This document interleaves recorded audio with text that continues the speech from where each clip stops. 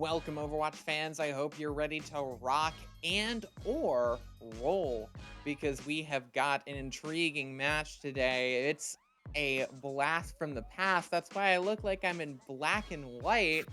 My Goes to Christmas past. sucks. I know. Ebenezer, I've come to tell you that you should have watched EGF Overwatch when you could have. Welcome to the broadcast. This is the kind of energy that we're bringing today, Spec. We're bringing some silly, goofy energy, and I am bringing the casually looking down to adjust my webcam settings energy. Yeah, today is definitely going to be an interesting game, at least this first one off here. Definitely a clash of styles between William and Mary and Rochester Institute of Technology. Both these teams can be bringing some very different compositions to the table, more likely than not. I think what we've been seeing a lot is, especially from Naisu and Co, kind of Sigma, Mei, Sojourn composition that focuses on playing, these long sight lines, getting those Mei wall isolations, and generally being a nuisance to play against. The other side of the server, it's Ryan Bastion, Mei. Oh no, sorry, Ryan Bastion. Symmetra got there in the end, which is obviously going to be very different to play into. It's all about that surprise factor, getting that brawl into close range as quickly as possible, getting on a really weird angle as well. So that's going to be definitely very interesting to see how these styles match up into, but we'll guess we can see the maps now where these two teams will clash. That we will, and we're going to be looking at quite an interesting maps out. We had some differing opinions on this one, but we're going to be starting off on the sunny streets of Oasis, going into Eichenwald, and then New Junk City, Route 66, and finally, if we so need it, Esperanza. That's going to be the map pool for our entire broadcast today. So those three maps are the ones that I want to give a little overview of first. Oasis, Eichenwald, New Junk City. I think if you're talking, you got a bit of a good mix here in terms of what's going to favor the more long-range poke style and what's going to favor a bit of your more closed brawl strategy. So I think we've got as good as we can get to level ground. I definitely agree with that. I think we've got a great map pool for this game, and I don't say that every day. I'll say that much now. I think we've got some absolutely fantastic maps going all the way through to the end, but I think my favorite to watch probably out of the three was probably looking to be Oasis by the looks of things. I think that it's going to be the most even between these two teams. They're going to have plenty of options to do whatever they choose, and it's where you'll see, I think, the differences between these two styles of play the most. So I think definitely keep your eyes there. It's going to be a great indicator, a great litmus test for the rest of the series. But I think the rest of the series as well, plenty of excitement for you. Plenty of excitement indeed as we hop and look at these two teams. We got William and Mary. We've got Rochester. And we've got Rochester Institute of Technology, pardon me. I should say the full name. And I mean, we talked about this a little bit. This is a bit favored towards William and Mary just in terms of how we've seen them so far. But we have some interesting showings here in that Sim Bastion is not, or sorry, not this. Yeah, that Sim Bastion is not getting shown as RIT is doing perhaps a little bit of trolling. I mean, they're in spawn, so we're not going to talk about it for a while. William and Mary, they're playing exactly what you'd expect. Sojourn, Sigma, Mei, they take long angles. They've got the Mei wall to isolate, especially if either team tries to walk up the stairs. And yeah, for RIT, they're looking to play the Symmetra variation. This is going to be very interesting to play, actually. So watch for plenty of pressure, especially onto Max FEW and Nuclear Armor, because that's exactly what this Symmetra can provide. Early pressure onto the high ground from RIT as they TP up top with that Sim, providing them that pressure as they throw some orbs in long range. Now William and Mary, this is what it's going to come down to, is the poke war. And I do believe Rival's going to be a bit more advantageous there for William and Mary. Picks could start coming in soon. Lima nearly going down. There's Liam down for Rochester. And that's not looking good for them as points starting to tick through. No one capturing just yet. But it seems only a moment before RIT will get taken down due to just not having that support. And that'll be exactly what happens as William and Mary take first fight. Yeah, the idea I think we're seeing from RIT to TP onto the high ground there is to leverage the positional advantage that you get just by dint of having that Symmetra. Unfortunately, though, when they did try and do that, then William and Mary simply backed off back to the point, played those long sight lines, and elected to give the point to RIT for just a little bit. And speaking of RIT, they now went making changes, so they're over to the Reinhardt Foliage still on the Mei. Going to be even more deadly in those close ranged engagements, so maybe a little bit easier of cracking this defense on the high grounds. Yeah, the question is, how are they going to be able to get there as they rotate around to that underground, as the window's going to get popped early from William and Mary, but they're still going to get the pick onto Foliage. And now RIT, they're just trapped in the back line. They're just going to have to retreat down into the corridor, as chased all the way by XCD. Oh, the Mei wall as well. That's brutal. Seb going down late. That's going to sting if you're RIT. And Liam, Helium, and Rescue Toast have to scarper for their lives. And indeed, Rescue Toast going down as well. So that's more percentage on the board for William and Mary. And RIT, they're going to have to go back to the drawing board. They moved over to the Bastion now from Piva. So about halfway house what they've been playing before, what they were playing previously. But they have plenty of poke now. So pay attention, I think, to especially XZD on the Sigma, who very likely could be punished, at least by the DPS of RIT in theory. Yeah, and needs to be very careful with all those cooldowns as the rush comes in. There's the window. Blizzard into the back, freezes up everyone on the side of RIT. That's 4 into it, and that's just a complete wipe. William and Mary flexing. I mean, 85% as well, that RIT are going to have to struggle for a touch, but they don't want to swap off too many of these characters just because of the ults they have charged. So almost another shatter for Seb, Blizzard for Foliage, Beat for Rescue Toast, but 5%, someone needs to get on the objective. Yeah, and that Flux is going to be used to completely delay them. 2%, 1%, no one's going to be able to touch. And that is 100 to 1 for William and Mary. I think maybe a little bit greedy to try and stay on the Bastion rather than swapping over to a Trace or a Sombra, something to get on the objective, because honestly, I think they have pretty decent odds in that fight, did RIT, if, someone was on the objective, forcing that positioning, maybe creating an off angle as well, but unfortunately not to be. William and Mary right now are looking absolutely stellar on this Sigma composition, but as I say that, they look to make changes as well, over to something much more experimental, shall we say, looking like some sort of Winston dive, nuclear armor on the Lucio for speed boost, Naisu playing with the idea, but no, we got baited in spawn. Okay, I see how it is, folks. I see how it is, folks. Completely baited. I did. I hold my hand up, okay? I done goofed. Well, we have what is almost a complete mirror, just with the Sim versus the Sim versus the Mei. Goodness gracious, you gave me whatever you had at the start. But already, both teams taking position of and yielding the high ground, as RIT does take a bit better position on the point.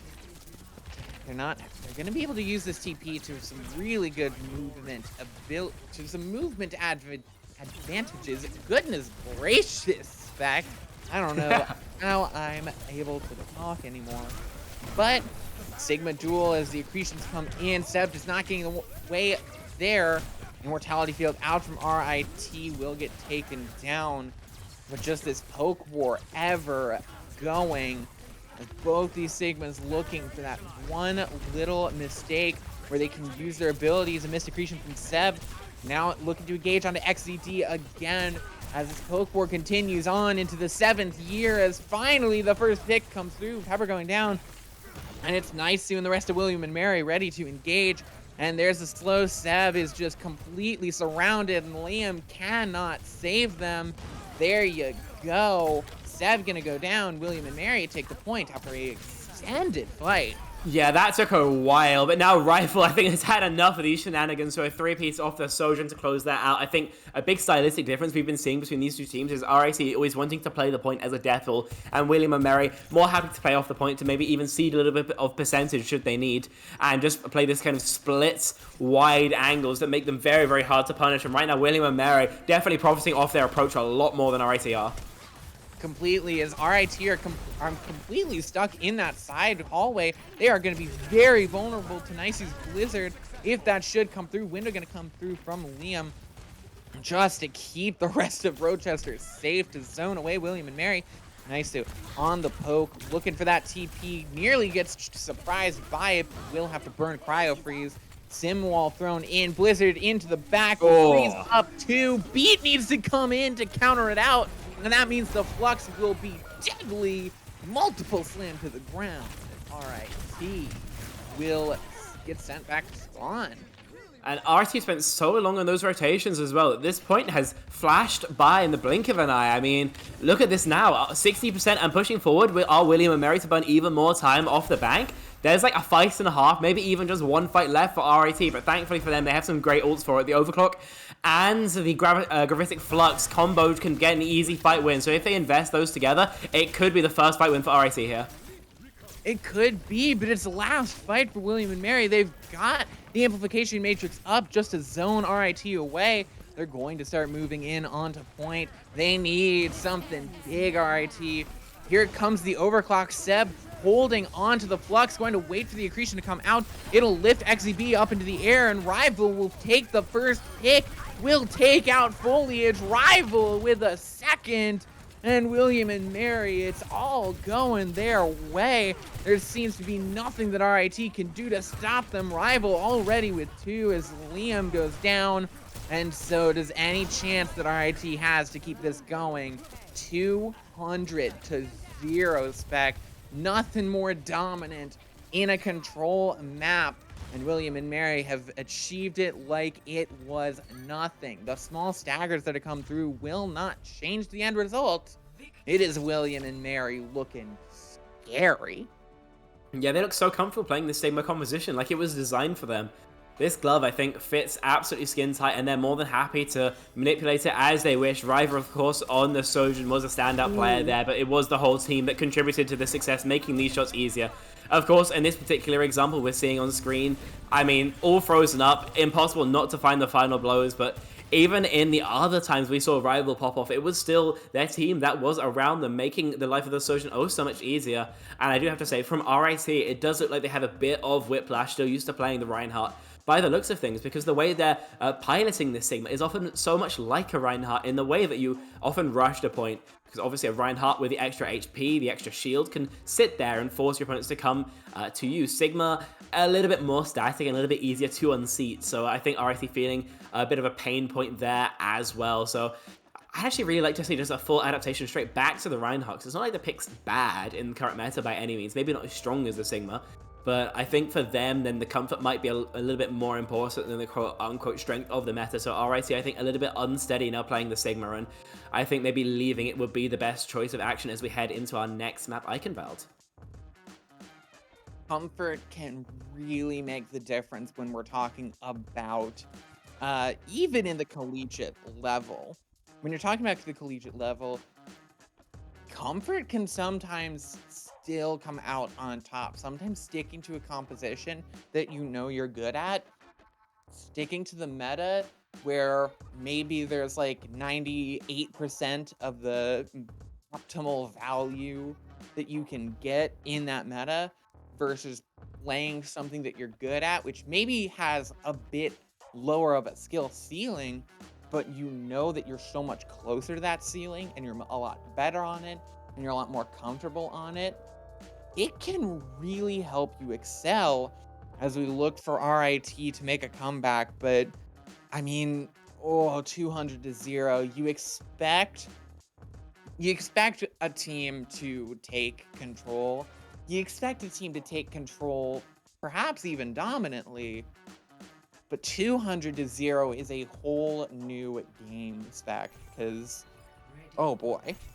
I mean, Control can often be a momentum game. I've heard some very potty things leveled at the game mode to do with its fairness and competitive integrity, but I do think that, though I did say it could be a great weather vane for the rest of the series, that it also can be a little bit misrepresentative at times. So yeah, RIT back over to the Reinhardt by the looks of things. This is definitely something I love to see from them. But I think here on Eichenwald, there's going to be plenty of attempts for both these teams to clash, and we get to see a great example of exactly what they're going to be doing on the server. I also have to say that, again, they're starting on the Mei, so they're going to be really trying to put the pressure onto XZD. And people on the Symmetra are going to have to just trade front lines the entire time. You really can't get that same value from team teleporters when you don't have that Bastion to enable. So I think pay a little bit more attention to what Paver can do on their own, and a little bit less what they can do to enable the team. William and Mary, absolutely no changes. We've seen them play this poke game before, and now into the Reinhardt on the defense. We'll see if they can do it again. It'd be tough because they have to walk into the deadly range of this Reinhardt as the TP goes up on top of the wall, and RIT gets a touch split as they make their way back together. A lot of pressure as Rescue Toast is going to get taken down. That's the mobility gone for RIT. And now Bieber trying to equalize up, but cannot get much. Gets some damage on XCD, but that's about it as the re-engage from William and Mary is there. They take out the Baptiste. All the support's gone. Rival with a second. And the DPS of William and Mary are feasting.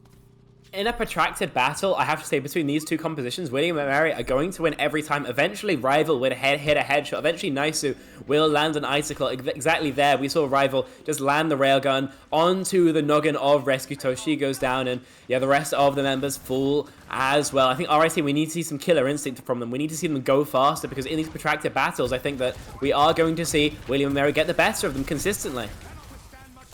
XCD up top trying to climb the May wall, but can't succeed. Had some aggression from RIT. Has to make sure they're playing smart around Naisu, but Naisu is going to get taken down. This is a good spot for RIT to start the hold, and they're going to come and take out XZD as the Immortality Field will go down. XZD will escape their grasp. And as if they heard me, it's immediately an aggressive push from RIT, and they get their just desserts from it as well. Their first stop in a great place, and they have ults too to make this harder. Ooh, both windows right at each other. Shatter goes down. I don't think it caught a single one. Is William and Mary gonna start ripping through? That is a quick team kill for them. I would pay good money to see exactly where that shatter from Seb went, but if I had to guess, probably into a shield of some kind, either Naisu or XZD. So that's my guess, but honestly, I don't think we'll ever really know. RIT, unfortunately, losing a fight. They were massively advantaged, and now pushing out of the choke into the same way is going to be a big pain point for them. XZD does have the Flux to punish, and comboed with the Blizzard could be a free fight win, but they elect to not to use it for now. Not using it immediately as RIT takes position. XZD is completely gonna whip XZD. So There's no way. There's no way. There's no way. Call E6. Call the integrity position. William and Mary are still winning this fight. XZD switches onto the Reinhardt. Is this like a battle tactic? Is this like biting off your own thumb in the middle of combat and then still winning the fight? Spec, what is this? I genuinely don't think I've seen a more disastrous Sigma ultimate in my life. That Graviton Surge had all the makings of success. It could have caught one member, but XZD falls off the map with it after catching nobody. That is generationally bad. I have no other ways of describing it, and now RIC have a great re-engage. Both walls, the Blizzard catches the tank and the BAP. BAP barely staying alive. That's an MTD. Onto his SEB. Oh my gosh, XCD, you can't do that. Beat keeps up the rest of RIT, but it might not be for too long. They do take out Naisu. Rival with the ult, gonna get some pressure onto Sim, nearly taking that one out, and will eventually, with the help of XCD, rid those demons. And what a shot onto the mid-air Lucio, finishing off the rest of RIT and taking point B with 4 minutes on the clock. Yeah, plenty of time there, and I think XZD most definitely are getting their hat back in the ring again. I think absolved for their past mistakes. Some great play on the Reinhardt, taking Seb off the map, and more value as well with the hammer. And now plenty of time for William and Mary to try and get a closeout of the map. RIT going to have to mount their final stand here, and plenty of time for it to get cracked. Pepper onto the Bastion. I like this from RIT, really playing into this as the window is going to come around the corner, and SEB is going to go in so aggressive, going to get taken out, and XZD is going to reign supreme again on this Reinhardt.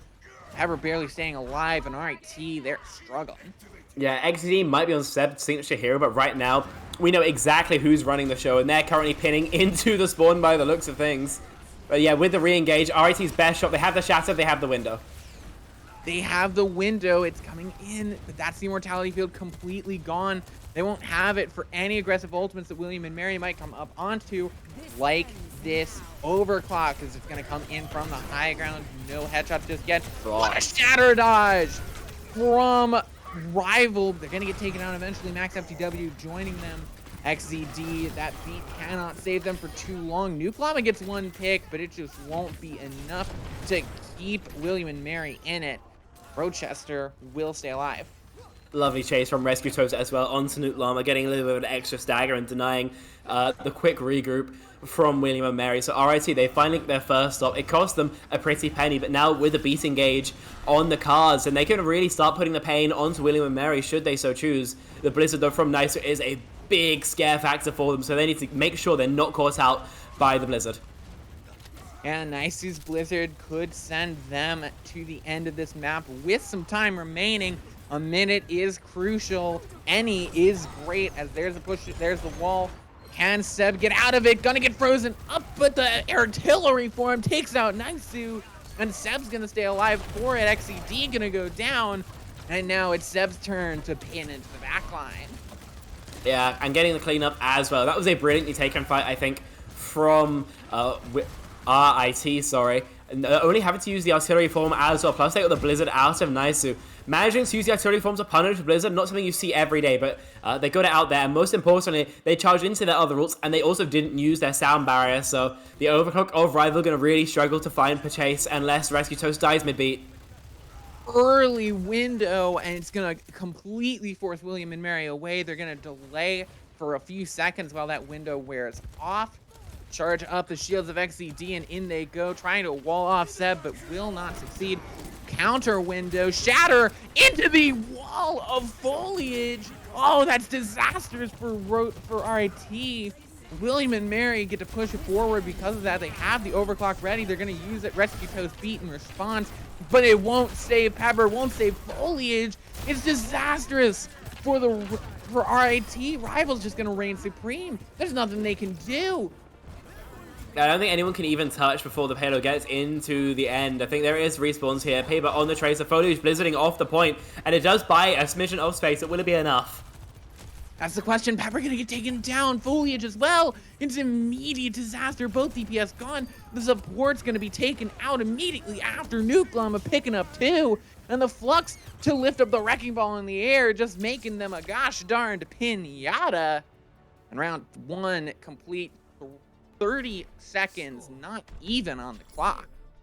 And I think RIT do look much better on the Reinhardt composition. I think right now they're mainly getting caught out by, unfortunately, syncing up their pressure cycles a little bit awkwardly. It's a bit of a complicated mistake to make, but essentially when you have like something like a Bastion on your team, then when you decide to invest, that turret is a humongous cooldown. It's basically the make or break of your composition, and I think we're consistently seeing it just a smidgen too early. Not really even a mistake on any individual player's fault, but just like a team-wide decision that unfortunately is coming back to bite them a little bit. I think the windows as well we're seeing out of Liam Helium, well placed, yeah, but again, just a smidgen early, and that is really costing them. William and Mary are consistently able to disengage these power spikes and come back once they've ended, once they know that RIT are going to be a little bit weaker. That has been the main difference maker between these two teams, I think, and William and Mary, with time left on the bank, have extra innings at least guaranteed, but they want to end it now in this round. And absolutely no changes on the defense of Eichenwald. Then a full hold is what they would love to get, but not going to be necessary, at least for the shutout. No, and as these doors get ready to open, big pressure onto RIT. They need to complete this map if they want even a chance of moving forward. Here we go as they already start the engage with this May Bastion composition. The Reinhardt really looking to get into that deadly range. Sigma trying to keep them at that arm's reach with the Hyper Spears. XCD already putting in some damage into RIT, putting on some poke on the supports as RIT just look a bit lost, trying to get into the side hallway, and they're gonna lose Liam Helium. And there you go. RIT are just gonna get fired at this entire way. William and Mary are gonna charge up their ults incredibly well off of this as the reset comes through from half of RIT. Yeah, trying to get a little bit fancy with the rotations, and unfortunately, they're just getting caught out a little bit. I think with the May Bastion now, I think scaling might be a bit of a pain point for RIT, but once they do manage to get into a range they're comfortable fighting at, it's going to get a lot easier for them. So if they can get Seb into hammer range of William and Mary, then it could really be their fight to win, as it's on to William and Mary to stay away. Oh, Seb going in very aggressive with this Reinhardt charging in. There's the Immortality Field gone from Liam Helium. They do have the Windows Fire Strike combo, still a deadly force. As Seb going in very aggressive, gonna get slammed to the ground, nothing to save them.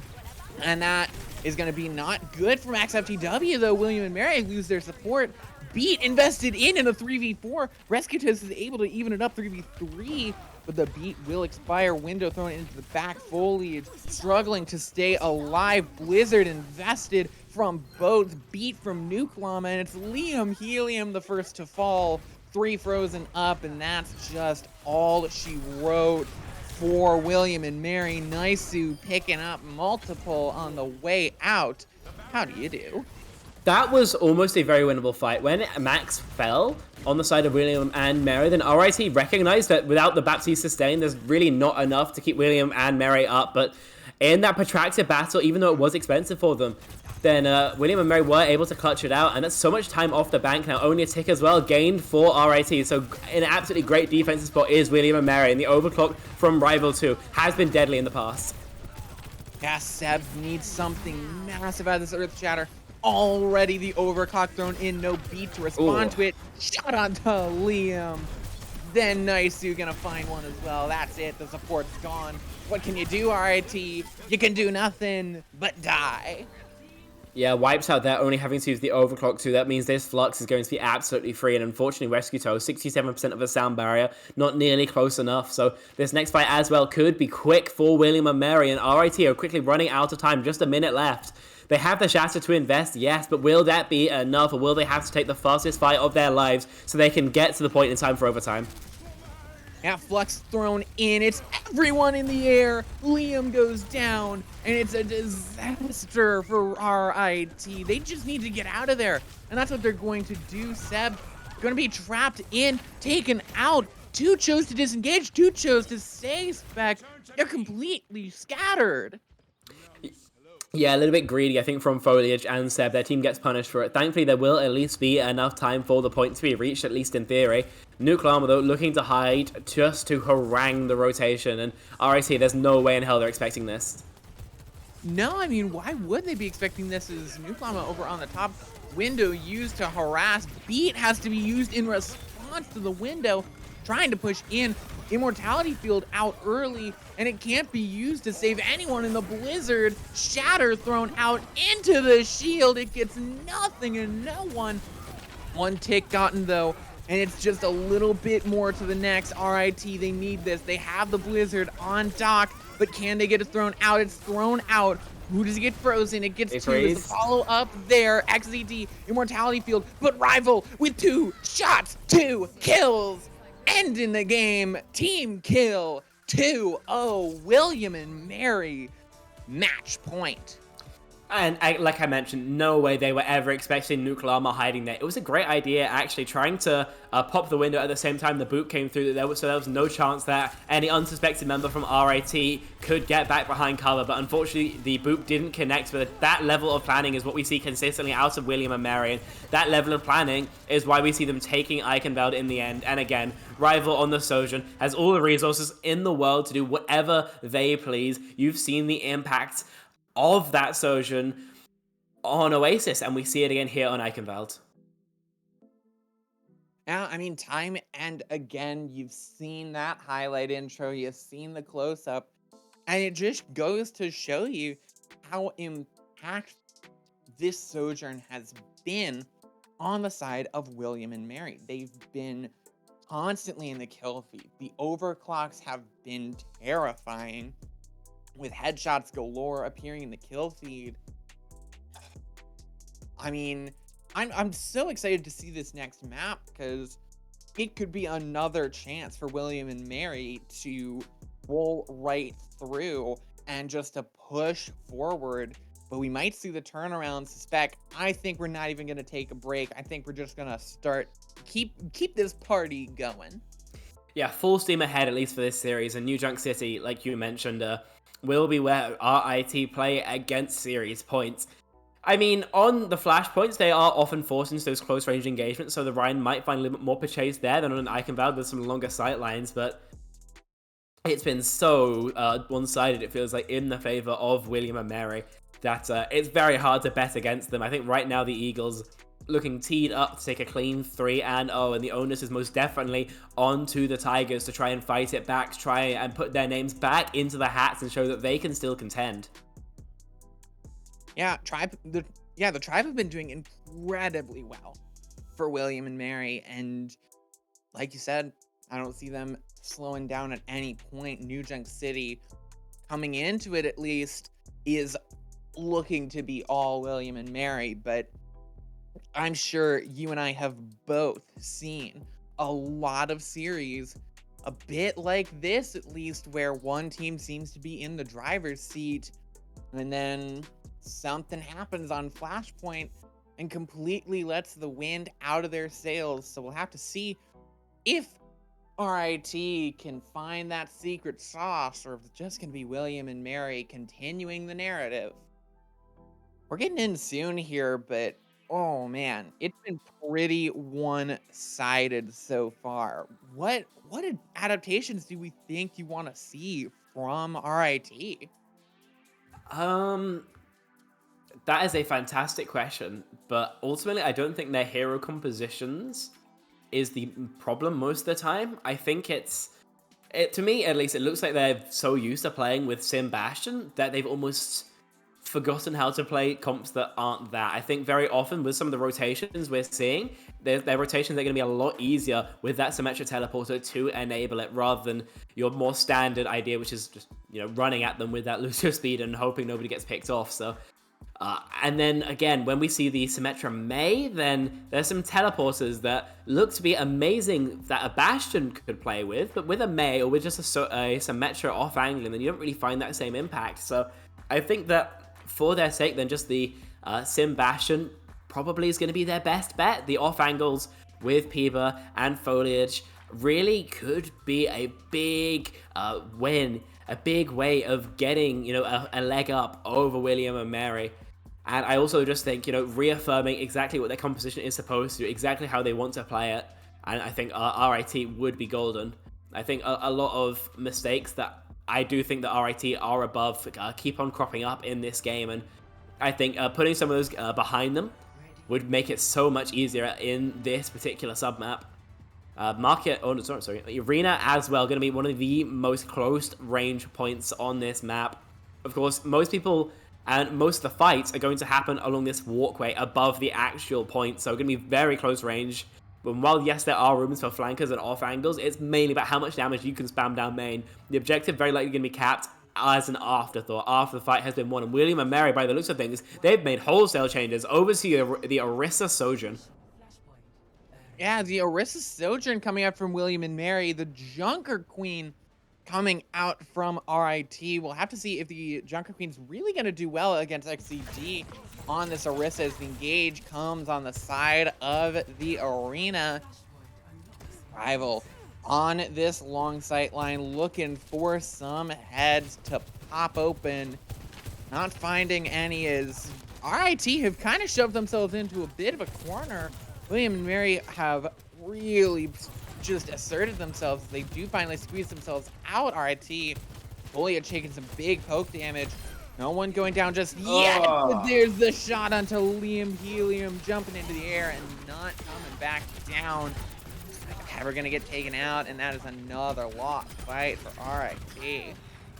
Unfortunately, if a Baptiste goes down in compositions like this, then essentially it is all over but the crying, at least in that particular fight. Liam Helium provides so much of the healing, so much of the sustain, that I don't think the rest of the composition can really function without the Baptiste. And yeah, just caught out on a bit of an errant jump. Rival more than happy to punish, and William and Mary, they get first cap on Flashpoint as well. The point percentage takes past so quickly, so RIT have won maybe 2 fights here to try and get this back, else Arena will be going the way of William and Mary. and you need something to turn around. You need this first point if you want a chance. Otherwise, you're going to be coming back from a deficit. Seb on the Junker Queen hasn't had an opportunity to show off on this tank just yet. But this could be the play as the TP goes around, wall comes up, and Foliage gets caught out. That's a huge loss. DPS gone, and there's no more damage output from RIT. It's Seb and the supports, but Seb does pick up the pick on the rival as William and Mary start to get a bit disorganized. Surge into the back. Liam Helium goes down, and that's the Baptiste gone. With these staggers, especially that one onto Seb, that's over for point one. Yeah, over like Red Rover there, and I think XED trying to even get more. RIT, you know, to look at the silver lining, do have 5 ultimates to leverage. William and Mary just the 3, so ult advantage at least for the Junker Queen comp for Seb and friends, but will that be enough? They're heading now into Refinery, and the Rampage here could find huge value. So too, though, could the Blizzard from Niso to pay, I think, the most attention to those 2 ults in particular. Rampage and Blizzard, those are the ones to be keeping your eyes on. Window comes out. There's the overclock from Foliage. We haven't seen a lot from that Sojourn. XED gonna go down. An early first pick as Foliage on that flank, not finding any major picks as the ult expires. 2 ults already used, but there's those picks finally coming through as RIT show their stripes and take second point. Yeah, overclock window, that's a ridiculous amount of damage. And while XED on the Orisa has plenty of damage mitigation, then I don't think there's any character in the game that can mitigate that much. And so making changes now over to the Sigma, happy to play the long range a little bit more, you know, comfortable that they're not going to get rushed over by the Queen comp. And so this is an adaptation I like, and William and Mary have looked so good on this comp before that surely it will pay out dividends for them much the same again. Yeah, those 2 ults we were talking about still haven't been used just yet. Seb looking to rush right through. That's a lot of William and Mary right in that hallway. They hold on to it. Just the wall expended. It's 2 ults to 4 as RIT waiting for the William and Mary re-engage. It's going to come through over top. Pepper barely staying alive. Blizzard thrown in. It freezes up Seb and the Baptiste. Beacon down again. That is the targeting of the Baptiste that we have seen so incredibly well from William and Mary. There you go. Max FTW does go down, but there's just not enough staying power. And it's really unfortunate for RIC because the biggest travesty in that fight and the biggest loss for them, I think, is not actually losing the fight, it's investing the beats afterwards. Because if they had that sound barrier, they still had the tools to cycle ults effectively into William and Mary and get a win out fight. But here, I mean, this next fight is essentially over for them, at least in terms of ult economy. The Rampage sure can be invested, but Nuke Llama has the beat to counter that out, and it'll be very easy punishing the Junker Queen if no one's dying instantly to that ultimate. So really rough scenario for RIT, who have to try and make do now. Oh, Immortality Field comes out early, and Rival's going to be shooting at them with the overclock. It will die out before any picks can come through, but RIT have been shoved into the hallway. They're going to be looking tough coming through this tight choke. Seb still holding on to this Rampage. Needs to dish it out now as there comes the window. Nuke Llama Ajaxes! No, Nuke Llama Ajaxes! That's a huge loss. Seb was somehow up top. That was a big confusing point there. Rival takes out Liam, and they don't need a beat to stay alive. William and Mary will take second flashpoint and move on to the third and potentially final. I don't know quite what happened there, to be entirely honest. It looked so good for them. Window, overclock, had the one-shot potential. In fact, connected onto Nuke Llama, who tried to drop the beat to sustain. But after that, they all just fell, it felt like. And so RIT now going to have to clutch it out here. They're going to have to start, by the looks of things, in the junkyards. And William and Mary know they have plenty of chances to get this win. Not even just on the flashpoint here, but the next one coming as well, the next map in the series as well. They have so many chances to just put the ball into the hole, and RIT gonna have to play perfectly from now on. RIT has to play incredibly smart. William and Mary already taking up this flashpoint. A huge disadvantage as Seb still holding on to the Rampage. We need to see something big as Nisu's back to another Blizzard. William and Mary look completely advantageous here. So many ultimates to use as Seb engages, tries to take some space, gonna get taken out. Finally, Foliage finds the first pick, takes out Rival. Blizzard from Nice, who freezes up Seb, and they're getting taken down. Rescue Toast's beat is just a bit too late, and it's all falling apart. Max FTW goes down for William and Mary. Their Baptiste falling has usually been a time for RIT to engage, and that's exactly what they do. They take out XCD, and they take out Nuke Llama. They push in aggressively, and they take what's theirs. 70% to go, though.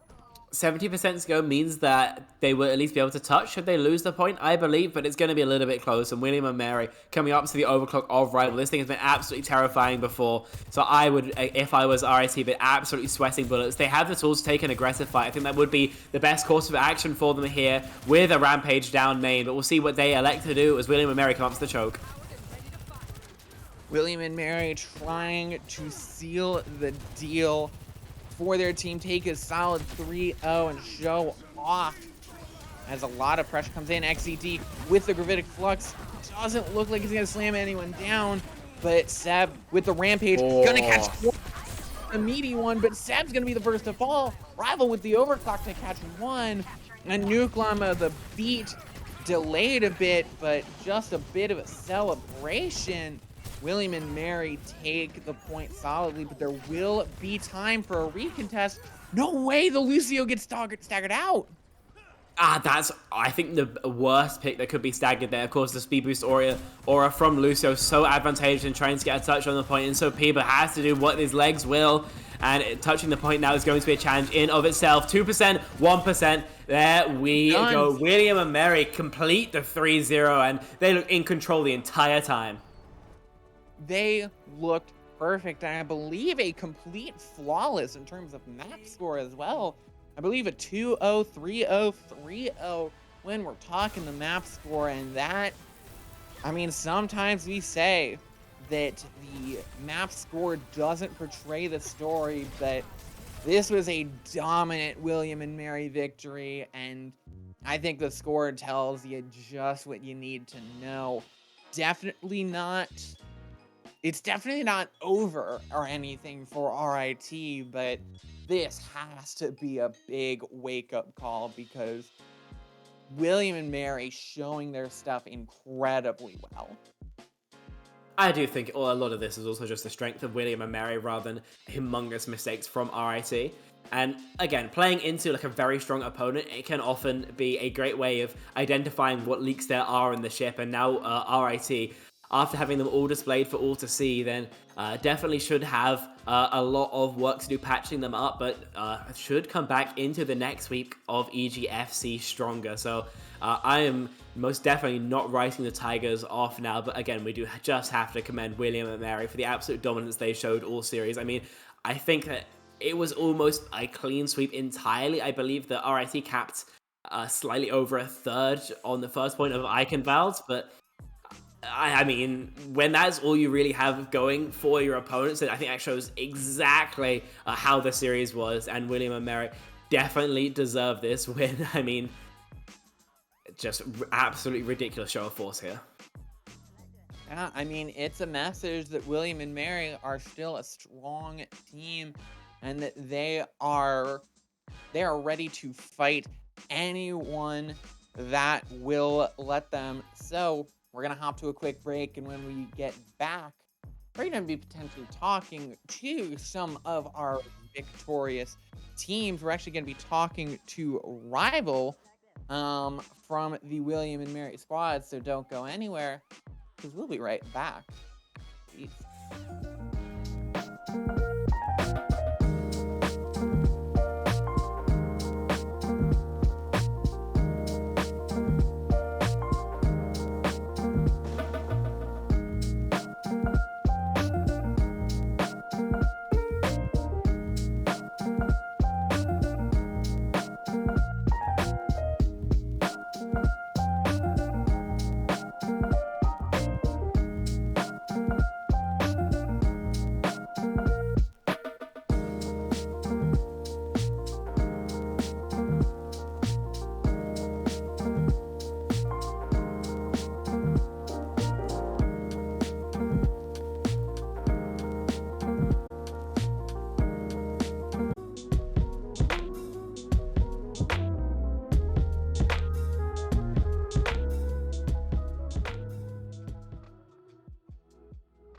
right back into it.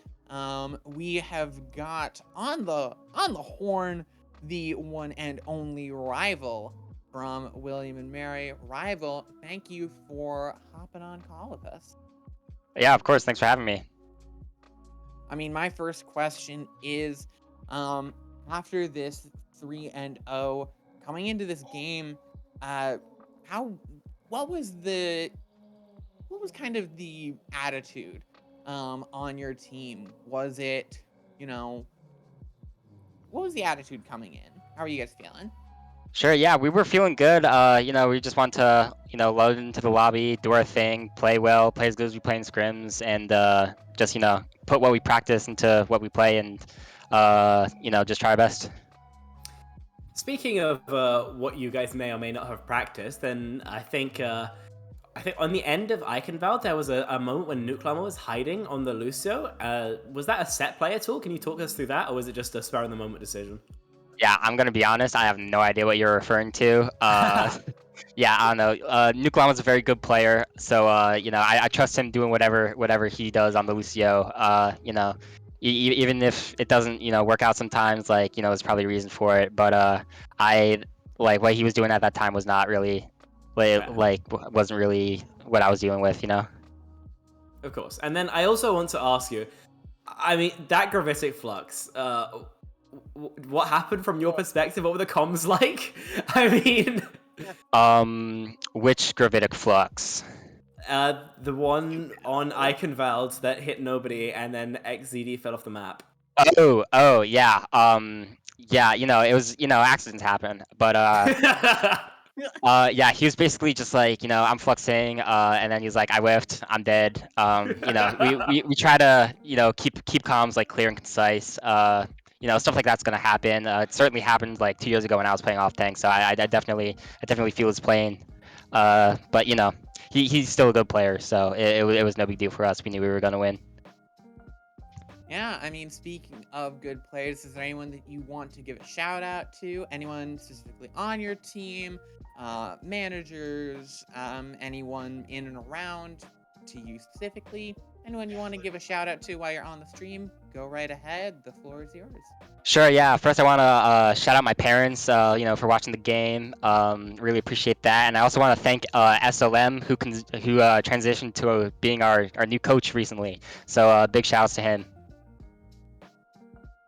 Well, you've been doing amazing, and thank you to all those people, and thank you to you, Rival, for hopping on the stream, and congratulations on the 3-0 victory. Yeah, thank you very much. Thanks for having me. All right, that was Rival from William and Mary. While we're gonna take a quick break while we get the lobby set up for our second game of the night. So we'll be taking a short break, but it will not be quite an extended break. We'll be back as soon as we can. So maybe get some water, maybe get some popcorn, but I wouldn't go out and walk your dog if you're really excited about game 2 just yet. Would we, Spec? Yeah, we'll see in just a little bit. Yeah, see you soon.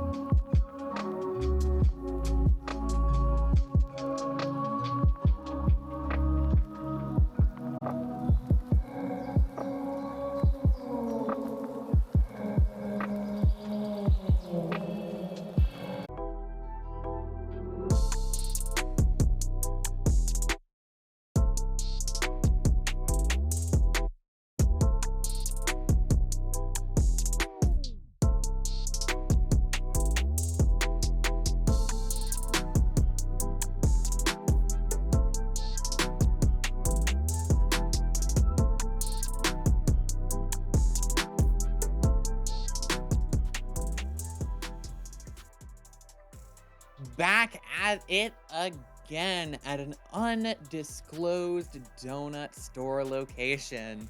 Welcome back to EGFC. And we're here with, you look so nonplussed with me, Spec. I'm having a great time. What are you talking about? You look angry. I'm not angry. I'm having a brilliant time. Time of my life. There's nowhere I would rather be at 1:38 a.m. Fair enough. Fair enough. You know what? Let's get this all moving along so that you can go to bed eventually. We've got two teams here. We've got UTA and UTK. So, the battle of the UTs, though it is Texas versus Tennessee. And I'm not enough of a Southerner. Excuse me, I'm not enough of a Southerner to know whether or not those two states have beef. I just assume they do. You would have better guessed than me. I don't know. UTA has been a pretty solid team, and a team that personally sparks a lot of remembrance from me, but I don't know too much about UTK. How about you, Spec? I think that we could have a very close game here today. I think both of these teams have shown the ability to both flex and play meta, so I think a Sigma are going to be very likely, especially on the map pool we do have. I think we did see, even RIT flexing, trying to run the Sigma on Oasis to limited success. So here, I think hopefully we see something a little bit more even weighted, I'll put it that way, because both these teams really can bring the heat. So I'm really just excited to get into the server and see exactly what these teams want to play and how they want to play it. Yeah, we're starting off on Elios, and I believe starting off on Gardens.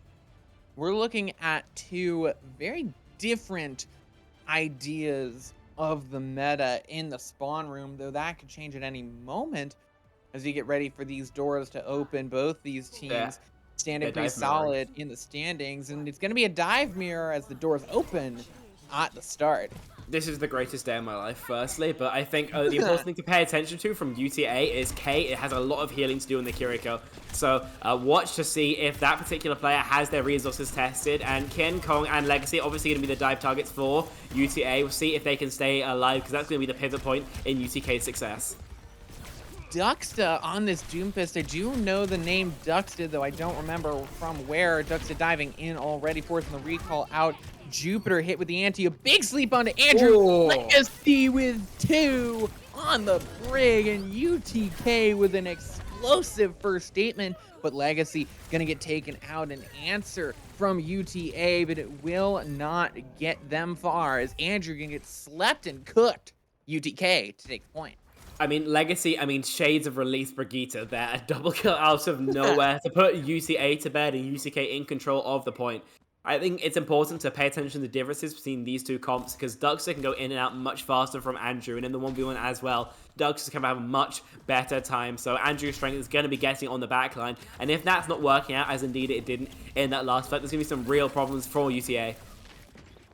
Some real problems indeed. We've seen how good the Doomfist can be if you've watched any amount of the Overwatch World Cup.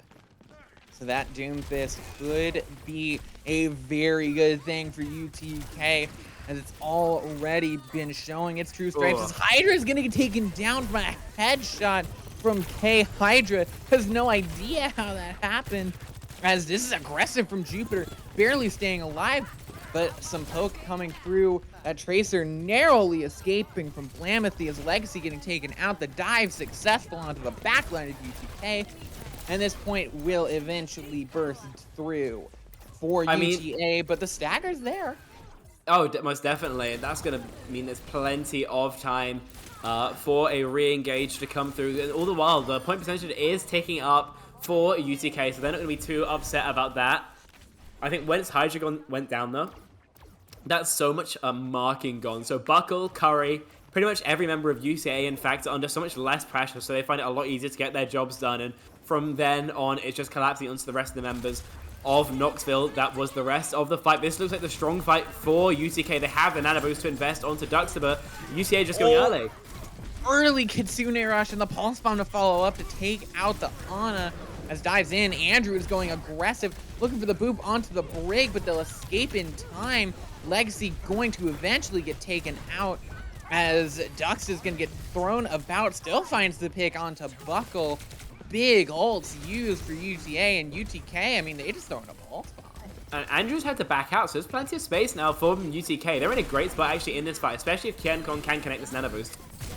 And that Nano onto Blamethy. Nano onto the overclock beat to respond is a really good one for Jupiter, but it's still the pick coming through from Dux and Hydra to get UTK a solid fight win with the headshot. Oh, I mean, Jupiter there was just one click of the mouse away from losing that beat mid-cast. And, well, yeah, they are able to connect it. That will not stop Blamethy, who slams one into Jupiter's headshot hitbox. And UTA back to spawn, and UTK in their last fight territory. Yes, they are a little bit weak in terms of ultimates, but they have the positioning. And they've been very strong in the neutral game as well. With K falling, that makes it so hard for UTA. That's that's the best pick you could get. The rally from Legacy. Hydra with the stick. Get two. It's over. UTK with an uppercut to the jaw of UTA. And that is a solid way to start off your day. UTK gonna take it. And not the K-pop dance. Don't you K-pop dance on them, Hydra. Got the skin as well. Came prepared. With the skin as well. Yeah. With the La Seraphim skin. I wonder if they got the bundle or if they just got the Tracer skin. Anyway, we're not here to show Blizzard. We do that enough in our daily lives already.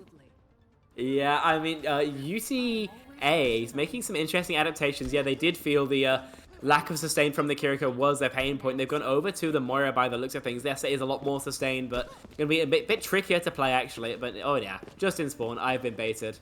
UTK still on the Doomfist. Dux has done a fantastic job so far, and Hydra now on the Echo going to provide a little bit more ranged pressure than the Tracer, going to be a little bit less committal, and also has that assassination ability. So we'll see exactly how they match up against Curry, especially on the Echo, because that's going to be the main matchup, I think, that decides this matchup. Duel between Dux and Andrew is thrown completely, I think, off the map by Duxta. And that's a solid play from the Doomfist. UTK is going to have their way, punching the Echo out of the air, taking them out. And that's the Lucio looking to go next. Tracer blinking around is not going to save them for long. The Stagger's coming through, trying to wait for maybe Andrew to come back, but they just are going to lose their Lucio and lose their lives. As the Stagger will come through, they'll feel free to die on point, but eventually it's only just feeding the ults of UTK as they take. And Hydra has done a fantastic job on the Echo during that cleanup. 74% of the way to that duplicate shows exactly how much damage they've been dishing out. And yeah, of course, you can't speak about that last fight without speaking about Dux, a great early pick onto Andrew, who decides the Winston maybe isn't for them. Hydra takes out Curry. Immediate takedown. That's just going to delay UTA totally, as they've done a wholesale comp swap. That they have, and they look like they just want to counter the engagers of Dux, so they've fully given up with trying to get any of their own dives going on, and instead it looks like they just want to stop UTK from having their merry way with the backline. Yeah, I mean, so-called free thinkers, when one Doomfist has any amount of fun, is just like Cassidy nade, Sombra hack, everything. Copy onto the Sombra is coming from Hydra at EMP, charging up at a massive rate. Hydra might actually get to throw out the copied EMP as Duxta cocked out in the dive. EMP goes in onto Buckle, and the finish is there as the immortality field from Jay. Jay is going to start to get chased down, finished off by the focusing beam of Hydra. And that was a Hydra-centered day. That was absolutely perfectly played. The duplicate onto the Sombra, not something you see every day, but Hydra more than capable of building the EMP, investing it as well. And I mean, what we saw from Buckle especially was just absolutely ruined, not expecting the EMP at all, caught out, and right now, last fight territory here for UTK. And they have the beat, but that's about all they can do. Nano onto the overclock is a scary combo that might come through from UTK, and Buckle's already gone. That's a huge pick from Duxta. You can't count them out anytime, as there's Blamethy with the overclock, just gets the nano and draws out the beat from Jupiter, goes a bit too early, gonna get taken out. This is the ult lands the shot onto Andrew while the bomb goes off. K is just strafing, but it won't be that way for long as Duxta will take a 2-piece to end off the map. And that is UTK with 100-0 to sound the victory bell. UTK with a solid map 1. And Duxta, I think the main driving force that got them there, the DPS as well of UTK were absolutely fantastic. But the amount of value that Duxta was getting, and it felt like every fight is just absurd. The disruption that the Doomfist can provide, and of course the dives as well, were absolutely fantastic. So I think at the same time, Duxta was doing a fantastic job of both shutting down Andrew and enabling the rest of their team, Hydra and Blamity, to do whatever they pleased. And UTK, they look very confident as they take Oasis. And I mean, I have to say, for me personally, watching a good Doomfist do work in this game and in this meta in particular, oh, it's a joy to watch. It is like watching a fine artist do their work, because that's just what it is. It is riding the knife's edge with precision and incredible aggression.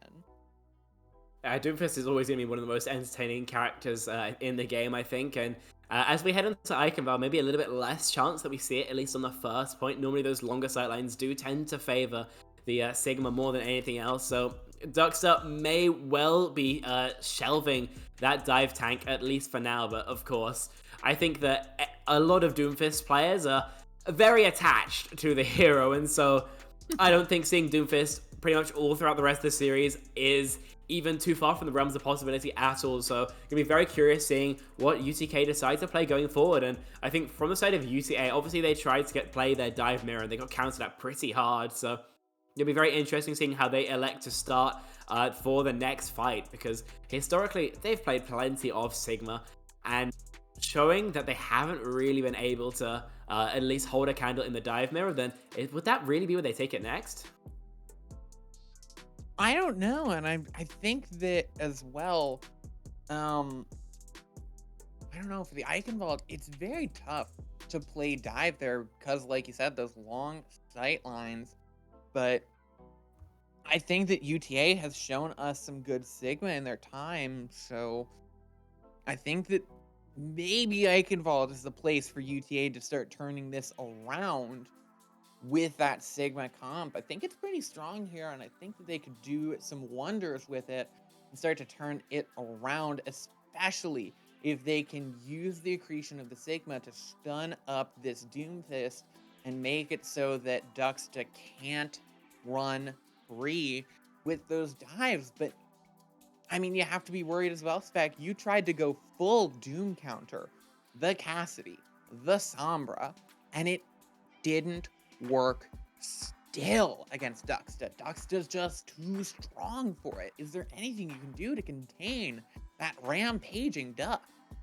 I do think that trying to put 5 players into countering out the Doomfist is a bit of a fool's errand. I think putting all those resources into just shutting down Duxta allows the rest of the team an absolutely silly amount of space, and so I think that would be a little bit of an overinvestment. And by the looks of things, UTA making substitutions, so Trey's in instead of Andrews. That's going to be, the Sigma being played. Double hit scan, double flex DPS backline. They want to play this range at all costs. So the big pain point from UTK is going to be getting closer. Once they are in that closer engagements, then Hydra can really get to work with the Genji, getting those resets going. So that's watch out for that between these two teams. I also think that Legacy is starting on the Brigitte for now, at least, but more than likely, once they see what they're playing against, we'll be going over to the Lucio. Brig here really going to struggle to find value, so watch for that as well. Yeah, we'll have to see if Legacy is going to switch onto that Lucio, or if that'll be something that could be a bit inflexible for UTK and a bit of weakness. As on the attack, Hydra on this Genji facing off against Curry. On the Hanzo, a lot of tank pressure versus Hydra with a bit of pick pressure. There's already some pressure into Curry. There's, the accretion is massive onto Duxta. barely staying alive, and the deflect onto Curry from Hydra is absolutely massive. Hydra picking up a 2, picking up 3. You got any more for us there, Hydra? Gonna finish it off with 4 for the Genji. And that's exactly why double hit scan is not so prevalent, because it doesn't really allow you to fight in those close quarters engagements. Hydra more than capable of scaling into somewhere where the Shurikens find Purchase, and find Purchase they do into all of UCA, and so wiped out by the Genji. UTK can get this cart going early. They can absolutely have a silly time bank heading into second point, and Duck's already jostling full control of the castle. Yeah, already pushing up these stairs, trying to get Trace caught out, going up the side, up the ramparts. Right, just dancing around UTA, looking for some purchase, as Hydra is now scaling the walls, going on the flank, putting pressure into the Baptiste, who's gonna get taken out with before Immortality even comes up. That's a huge pick. But it's going to be King Kong going down as well. Both Baptistes off the field. Sustain gone. It's going to be a bit of a death match. Who can get the picks first? As that Sojourn barely staying alive, though, right around a Hypersphere to take them out. And UTK keeps the cart rolling. The payload keeps rolling, as you mentioned. And yeah, firstly, absolutely exceptional pace we're seeing so far from UTK. But I think what's even more important, perhaps here, is that they didn't have to invest any ultimates. So this next fight is going to be an absolute conflagration of ultimates. So it's like 5 on each side will be aligned. And so the whole 10 could be invested, but not if Blam if you rip the head off of K first. That's a huge loss, and the blade into the back is going to get 2 for Hydra. Looking for another onto the Sojourn. 3 from Hydra. They're just there to get the cleanup. The Dragon Blade is all they need. It's the mop that sweeps up all of UTA and pushing even deeper. They want to make sure no stone is unturned. They are in their spawn, for crying out loud. They just broke down the doors, and now they're looking deadly. This is completely insane. I mean, a 5-minute time bank heading into third point is not something you see every day. Still 5 online for UCA, so surely this is the fight they have to win out, and King Kong going down makes that seem like a likelihood.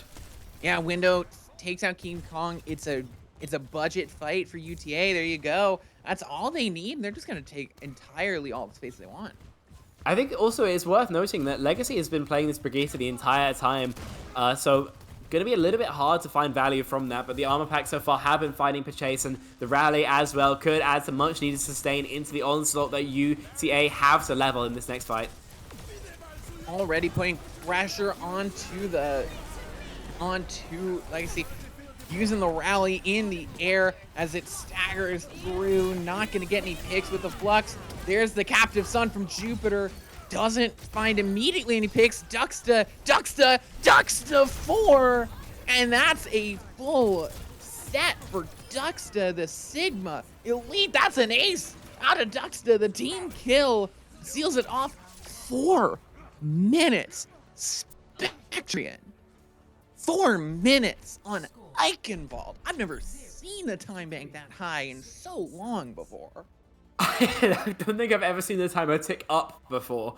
That's not something you see every day. That's all I can really say about that. But right now, the University of Tennessee, Knoxville, they are looking on fire. I mean, it's step-ups from every player on the roster, it felt like, to get them to the end that quickly. And UTA only managing, I believe, a single stop of the cart throughout the entire round. So absolutely lightning pace is being set by UTK in what could well be a tournament speedrun. I mean, could well be like an EGF total speedrun, because that was just crazy. Of course, that first fight, Hydra was the one to clutch it out with a 4-piece on the Genji. Throughout second, just a nice neutral play that got them there. And then once we get into the end, of course, Ducksta with the ace to close it out. That is absolutely fantastic from UTK, and UTA have to go back to the drawing board here most definitely, because what they're trying clearly has been shut down, and they need to really adjust their composition, I think, and make some swaps to try and counter out what UTK are attempting to do. Be that putting some more focus fire into Hydra, be that trying to trade out shields a little bit better with Ducksta. But instead, it looks like they're going for a Kiriko to support most likely Buckle, better on an off angle. We're going to have to see how this plays, because this is a new composition to me. Yeah, an interesting support line. Really heavy on the heals. Have to see how it does on the utility. And I don't know. I don't know how I'm feeling about it. But UTA, they have a plan as they're starting to poke out Buckle on the off angle. The engage barely staying alive as K has to use the Suzu to keep themselves up. Had very little HP. And Hydra's playing so aggressive. Takes out K. Is going for Buckle. And that barely is Buckle staying alive. Hydra's chasing. Gonna seal the deal. That's deadly. Hydra picking up 3. This Genji has come into their own. I mean, right now, Hydra looks like a server admin. There's no better way of putting it. Just taking the 1-on-2 very confidently with Buckle and K and winning it out too confidently. Those 2 kills absolutely pivotal as well in locking up the rest of the fight. So UTK more than happy to take the 4-on-3. They convert it, and that's going to be at 1 minute already off the time. Hydra as well, 80% to the Dragon Blade is an absolutely terrifying prospect for UTA on the horizon. Especially if Jupiter isn't tracking it, uses the immortality field a bit too laissez-faire, or if they just get hit with a headshot and die from Blamethy. Hydra on the flank, trying to take on 4 people and still comes out alive, has the Dragon Blade, might just use it, takes out Curry immediately, dashes in. Hydra, wow, and Blamethy taking out 3. Absolutely no chance for respite here for UCA. If Hydra isn't in your backline wreaking havoc, then Blamethy's there landing instant picks. And with this tag team DPS duo, there's no room at all to breathe for UCA, who are right now just really struggling to make any sort of purchase here on their attack. Half the time bank gone now. They haven't charged into any ults. As I say, that support ult's online, but the Dragon Blade pulled from Hydra. Dragon Blade pulled from Hydra, has to run away from the Kitsune rush. Going to sheath it eventually. That's a good trade of ults for UTA, as now they're pushing forward. They have some answers, but they lose Buckle again. Hydra doesn't need the blade. They take out Blamethy and Legacy. It's the advantage they never knew they needed. 2-1 up, but they can't lose K. Flux is thrown into the backline. King Kong goes down. It's Curry, Hydra, and Duxta are all UTK need. That's insane. Yeah, they closed it out yet again. This time, the fight does get a little bit scarier. So UCA have at least managed to draw a smidgen of blood, but unfortunately, still no progress on the objective. Now 1 minute left to go. Then the full hold looking more and more like a likelihood. Blamethy with a Dragon Strike, the only ultimate for UTK, is a silver lining, but will it be enough? Oh, Buckle using the overclock, needs to get some picks, but it's Curry the first to go down. UTA can't find a single dang thing. And it's Trace going down, Buckle soon to follow. Hydra is just having their way. It's got another Dragon Blade as well. Wow. 30 seconds left on the clock. Then they're walking into the Hydra Dragon Blade with not a single defensive ultimate. They know they are, and they know they also need to touch. Right now, this is looking like absolute nightmare scenario for UTA, and Hydra's licking their lips. The blade coming out from Hydra, looking to seal this map off with a bang. Takes out 1. It's going to put some pressure onto Curry. It's not over just yet. Trace, Curry, and Jupiter picking up 1 for each of them, but they're bullying Trace in the side. It's Duxta and Hydra, all that UTK need. Point starting to flip over. It's just the Genji and the Lucio, but Hydra is gone. Is there anyone that can touch, anyone that can end it here for UTK? No, it's not. The cart will push forward just barely. And a temporary sigh of relief, I think, has been earned by UTA. With the swaps over to the Winston Tracer Genji, then they were able to clutch it out, just adding that extra bit of pace. It looks like was the magic bullet that solved their issues, at least their Hydra as well, messing up the blade a little bit, only catching the 1, so not able to be as big of a force in that fight as they would have otherwise liked. Oh, Trace gets caught out by Blamethy. An immediate use of the Storm Arrows cleans up the tank of UTA.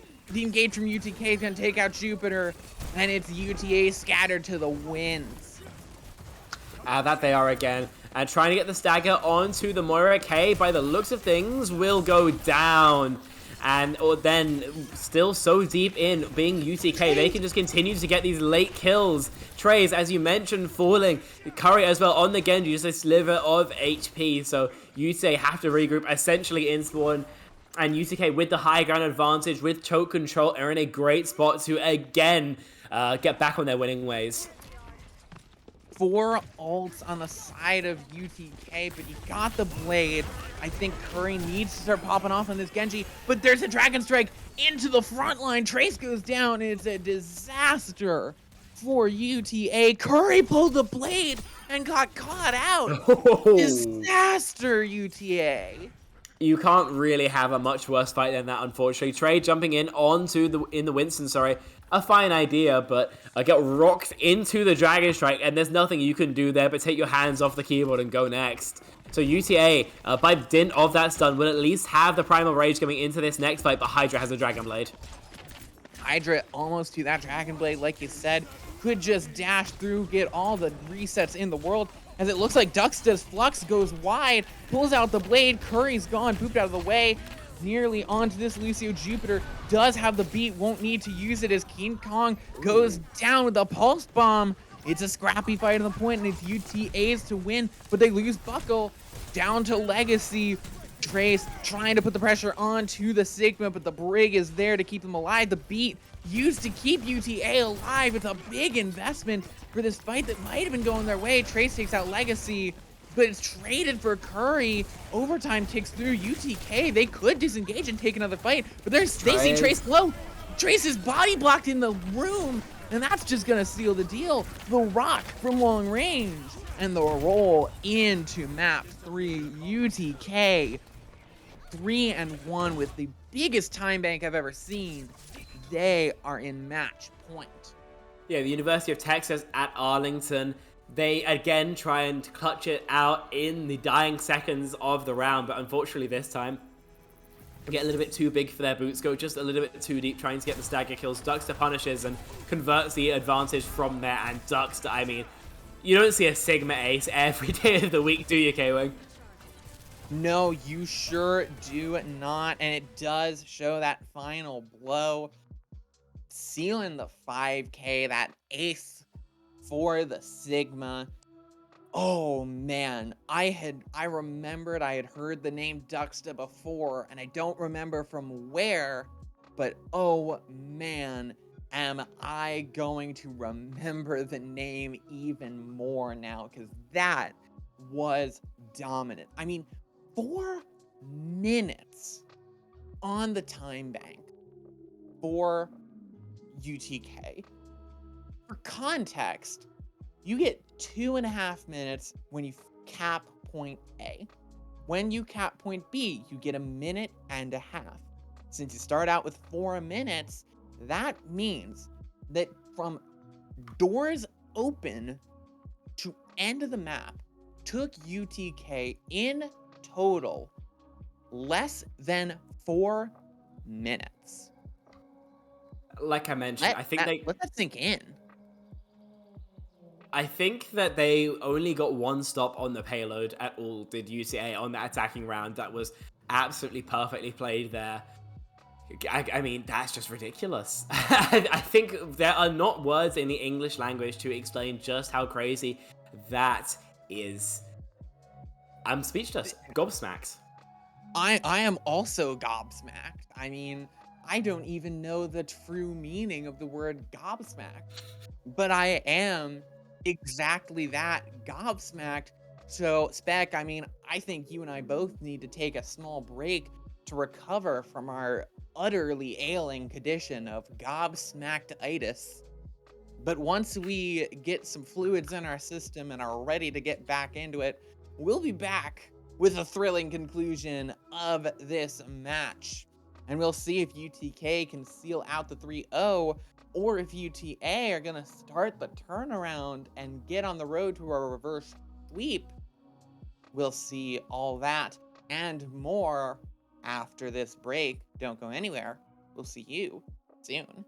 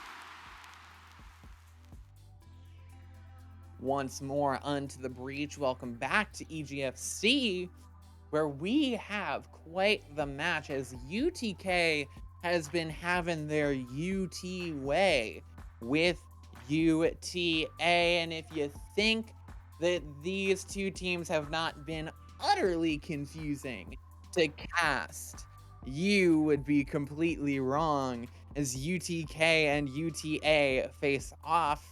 We've had an all UTK game. I mean, we talked about it a bit before, but Spec, a 4-minute and 2-second time bank on Eichenwald for the completion from UTK, holding UTA to just 1 point. It's dominant, and it's terrifying. Yeah, definitely. I also have to say, though, as an aside, I'm still reeling from that pun rhyme thing that you introduced us with. So, maybe don't count on me for too much in the next little couple minutes. New Junk City, though, going to be a little bit harder to get a lockout in the same scale as what you see on Eichenwald. I think with Eichenwald, with push maps, with hybrid maps as well, you can really get that momentum going. With the moving of the map, you can quickly take map control in a really aggressive way, but Flashpoint in particular forces you to take more or less even odds fights at least 3 times across the map, so getting a snowball mechanic in the same way that you can on Eichenwald going to be a little bit harder, so UCA at least will have more than enough decent shots to prove their worth if they can. And UTK, University of Tennessee, Knoxville, they're looking to close out in 3. They're looking to get their bread early. And starting out, they've moved over to the Junker Queen. I like the move to the Junker Queen. I do think this Reinhardt's going to be good against it, because that JQ, she can get out brawled. As Hydra nearly taken down, as it's going to be Blamethy on the Genji this time, as Andrew and the rest of UTA are going to be very excited. But the shot! Blamethy getting that final blow onto K, taking out Buckle as well. 2 picks for the Genji, making it a 3rd. UTK, this is incredible from them. I mean, Hydra, the Surgeon, the Railgun, the Scalpel, it connects straight into K, and yeah, Blamethy's there to get the final blow, and K instantly decides that maybe Baptiste ain't for them, so over to the Moira now. Maybe that'll stop Hydra from just hitting blinders like that, but we're gonna have to see. Either way, first point control here for UTK, and the Junk Queen acts from Duckster to punish the TP. It's a gigantic carnage from Duckster, swinging it in again, and that cooldown is never more than half. That's insane. Duckster taking 2. UTK on the front foot. They are not slowing down. I mean, this is ridiculous. This is a crazy amount of value to be found early. And right now, 60% on the board. There's going to be at least another fight here, most likely for University of Texas Arlington. But will it be a good one? And will they have the tools for it? Different matter entirely. Jupiter charging up to the beat will be able to be leveraged here and into the Rampage and the Blade. That's also what they sorely need.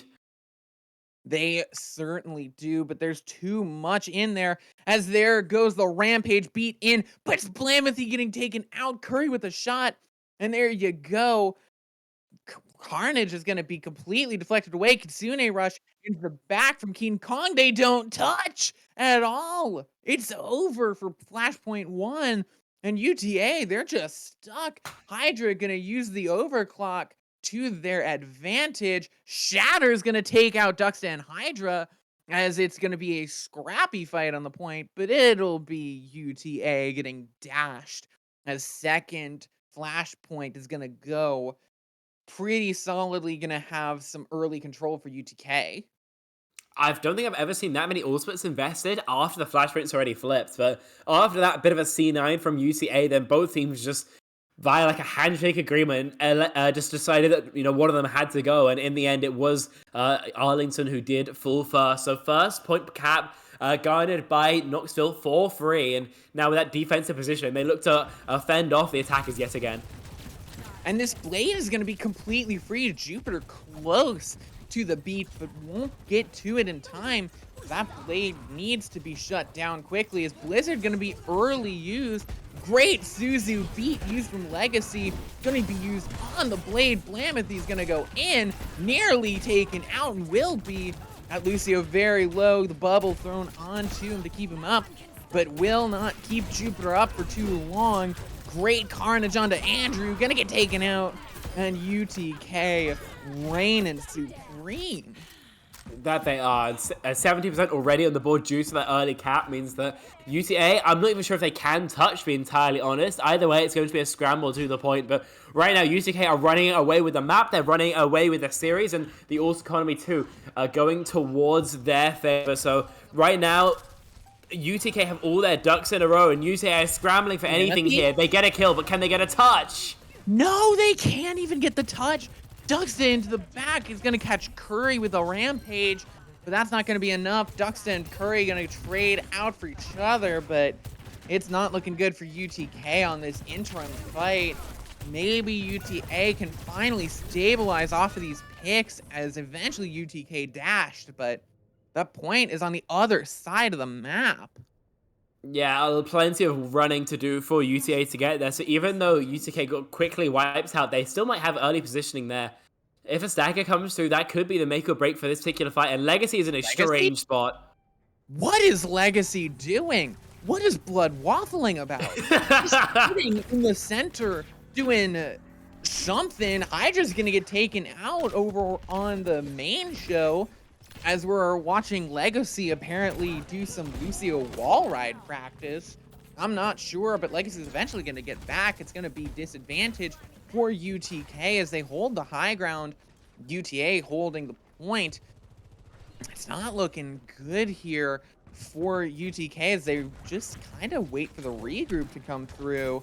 And there you go. They'll get Hydra back, but they'll have to aggress through that very small door in the Graviton Surge is there. Andrew just waiting for it. Has plenty of targets to use it on. Lucio Legacy nearly going down. Kitsune Rush in, and that's going to be Kitsune Rush's overlapped with the Gravitic Surge. And that's all you need for Andrew and UTA to finally get some breathing room.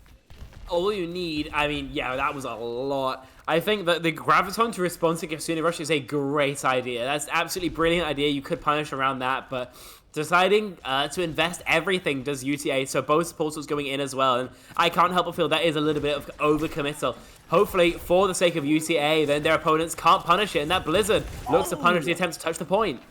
That's a great Blizzard, and it'll completely seal them off. Overtime will get ticked over as Blamethy dashes onto the point valiantly.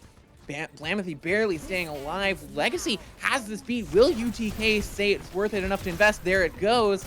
And they'll push in. Blamethy close to the blade, looking to charge it up as they're already pushing in aggressive. Ducksta barely alive, but Hydra finds the railgun shot. That right click striking true into buckle. Andrew gonna get hit with that big rampage, too caught up in it. And Andrew goes down. Jupiter similar, and the point flipped over to UTK. That's brutal. It really is. 99%. They were so close to getting their first flashpoint, but Blamethy's desperate attempts to touch the point were not shut down. All of UTK could regroup, get back onto their point, and they do win out the fight. And so, yes, while there is only one fight in this for UTA, then UTK could still finish out the map here. So this last fight decides exactly whether we go next or we end it off here. And Blamethy has a Dragon Blade to put his particular spin on things.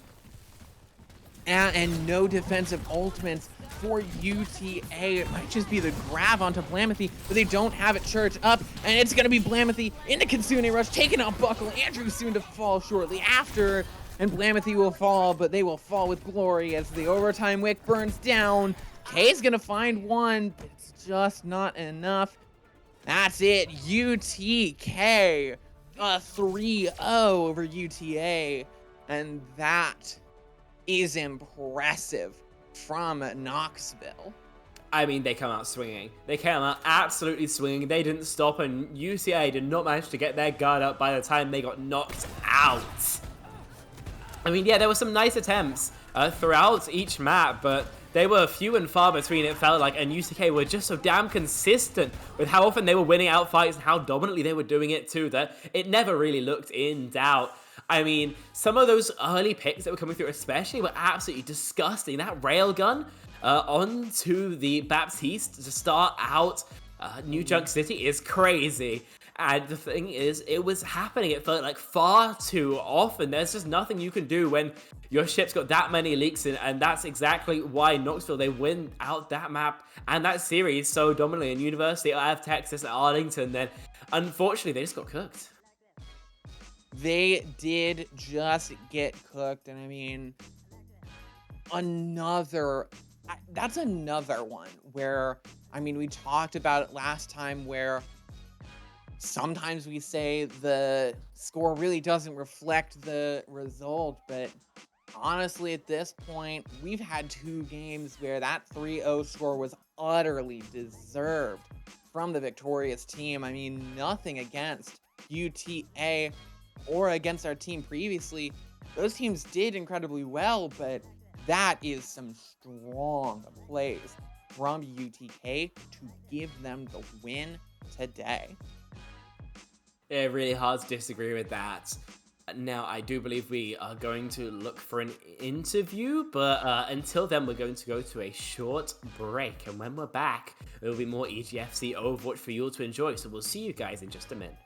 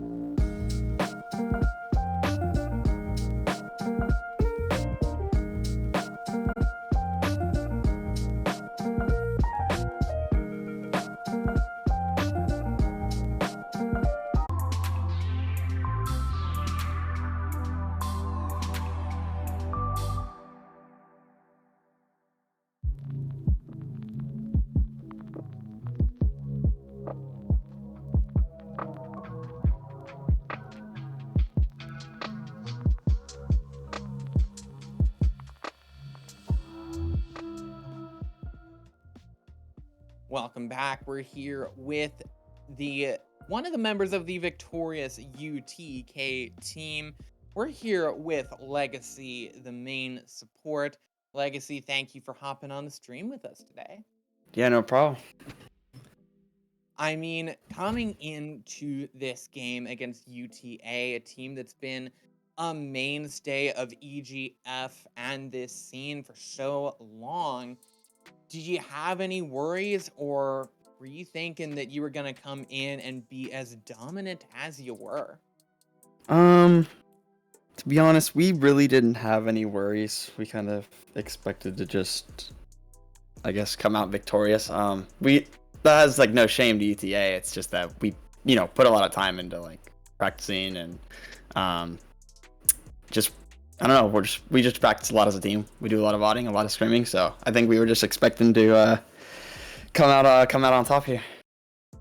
And I think for your attack of Eichenwald, obviously you guys set an absolutely ridiculous time bank there, 4 minutes and 2 seconds, I believe. Now, one thing that did stand out to me just a little bit on that attack was you were playing Brigitte the entire time, and obviously the opponents weren't really playing any divers. So, kind of, what was your focus throughout that kind of round? What were you mainly attempting to do on the Brig? Well, for like why I was on Brig, have been like for my entire career of Overwatch, I am a hardcore Brig one trick. I usually force the hero on every like. I haven't swapped from Brig since season 13 Overwatch 1. So my team, if my team can, my team will play around me or try my best, which is why I love my team. Sometimes I do have to swap onto the Lucio, but into their comp, I was just mainly focusing to deny Monkey Engage and shut down the Genji Blade on Eichenwald, specifically on second point, which I was able to do successfully. So I think I got as much value as I really could on Brig there. Yeah, it was a little bit tough at times because that character is not extremely versatile. And then I also want to ask you on Flashpoint, obviously on New Junk City, you guys were taking a lot of fights after the Flashpoint had already ended. Was that like a handshake agreement, or No. what's going on there? No, honestly, the last map we were just like I don't know. I was doing a little bit of trolling. I got caught on my rotation. I was like not in the fight. My team had to take the fight without me, and we were just taking a bunch of fights that weren't on the Flashpoint, and I really don't have an answer for it, honestly. I think it was just like a hey, these guys are in a bad spot. Let's take the fight here sort of thing. It's really hard to say though because I don't know 100%. Well, completely. I mean, before we head off, just want to give you the opportunity to, while you're on the stream, while you have the people's ears, if there's anyone you want to give a shout out to, friends, neighbors, mailmen, coaches, fellow players, anyone you want to shout out, the floor is yours. Who do I want to shout out? Shout out, obviously, my teammates, specifically Hydra. Hydra's just always the GOAT, not trying to, glaze or anything, but he's always just killing the whole team, so gotta give him a shout out. But my whole team, my family, my friends, my girlfriend, everybody in the chat, shouting them out, because they all matter. But yeah. That they do. And a big shout out to those people as well. Thank you so much for coming. Thank you for putting on such a great show today, and congratulations on the win against UTA. Thank you. Appreciate it. All right, well, that was it for our second game of the night. We're going to take a bit of a longer break between now and the next game, so I told you not to go walk the dog last match, but I think if that boy is scratching at the back door ready to take a walkie, now might be the perfect time. So we're gonna be back. We'll see you in a bit, but we will have some more exciting Overwatch action for you. So make sure that you're there when we come back. Today, we'll see you shortly.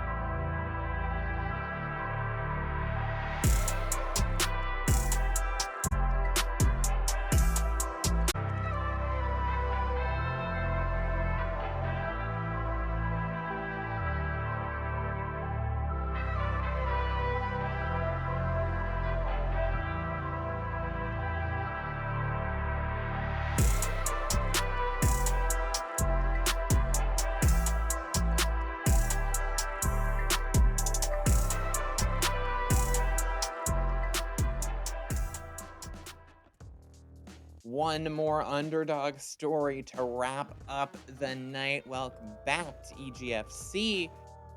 And we have got quite the match to close it here. We have got the ever-fabled Rainbow Warriors. It's University of Hawaii versus the University of Connecticut. And I'm pretty excited about this, but we do have a touch of a clear favorite, as the University of Hawaii has been a a pretty heavy favorite for Yeah, their EGF it's, series and especially. I mean, for the sake of the University of Hawaii and at least having one series that isn't a sweep today, I do hope that they do manage to take a map. But yeah, I mean, University of Connecticut, I think obviously the most a notable player, probably Kel, obviously known for that Junkrat on the ladder, and a Junkrat one trick essentially of that particular skill level could be some fireworks on the server, I'll put it that way. So I am a little bit excited, getting to watch the man work up close. But yeah, as you mentioned, it does mean that there is a bit of a heavy favorite in this match. And hopefully for the sake of University of Hawaii, they can make it close. Like, I have to wait and see, though, as Oasis will be, of course, be the third and final time we've seen it today, will be the first map of the series, and the rest of the map pool we have not seen yet, and very likely we will not see. The University of Hawaii looking to take us all the distance. Connecticut, hopefully, for their sake, they can get it done in quick 3-0 fashion. Perhaps. I mean, it's going to start off on Oasis.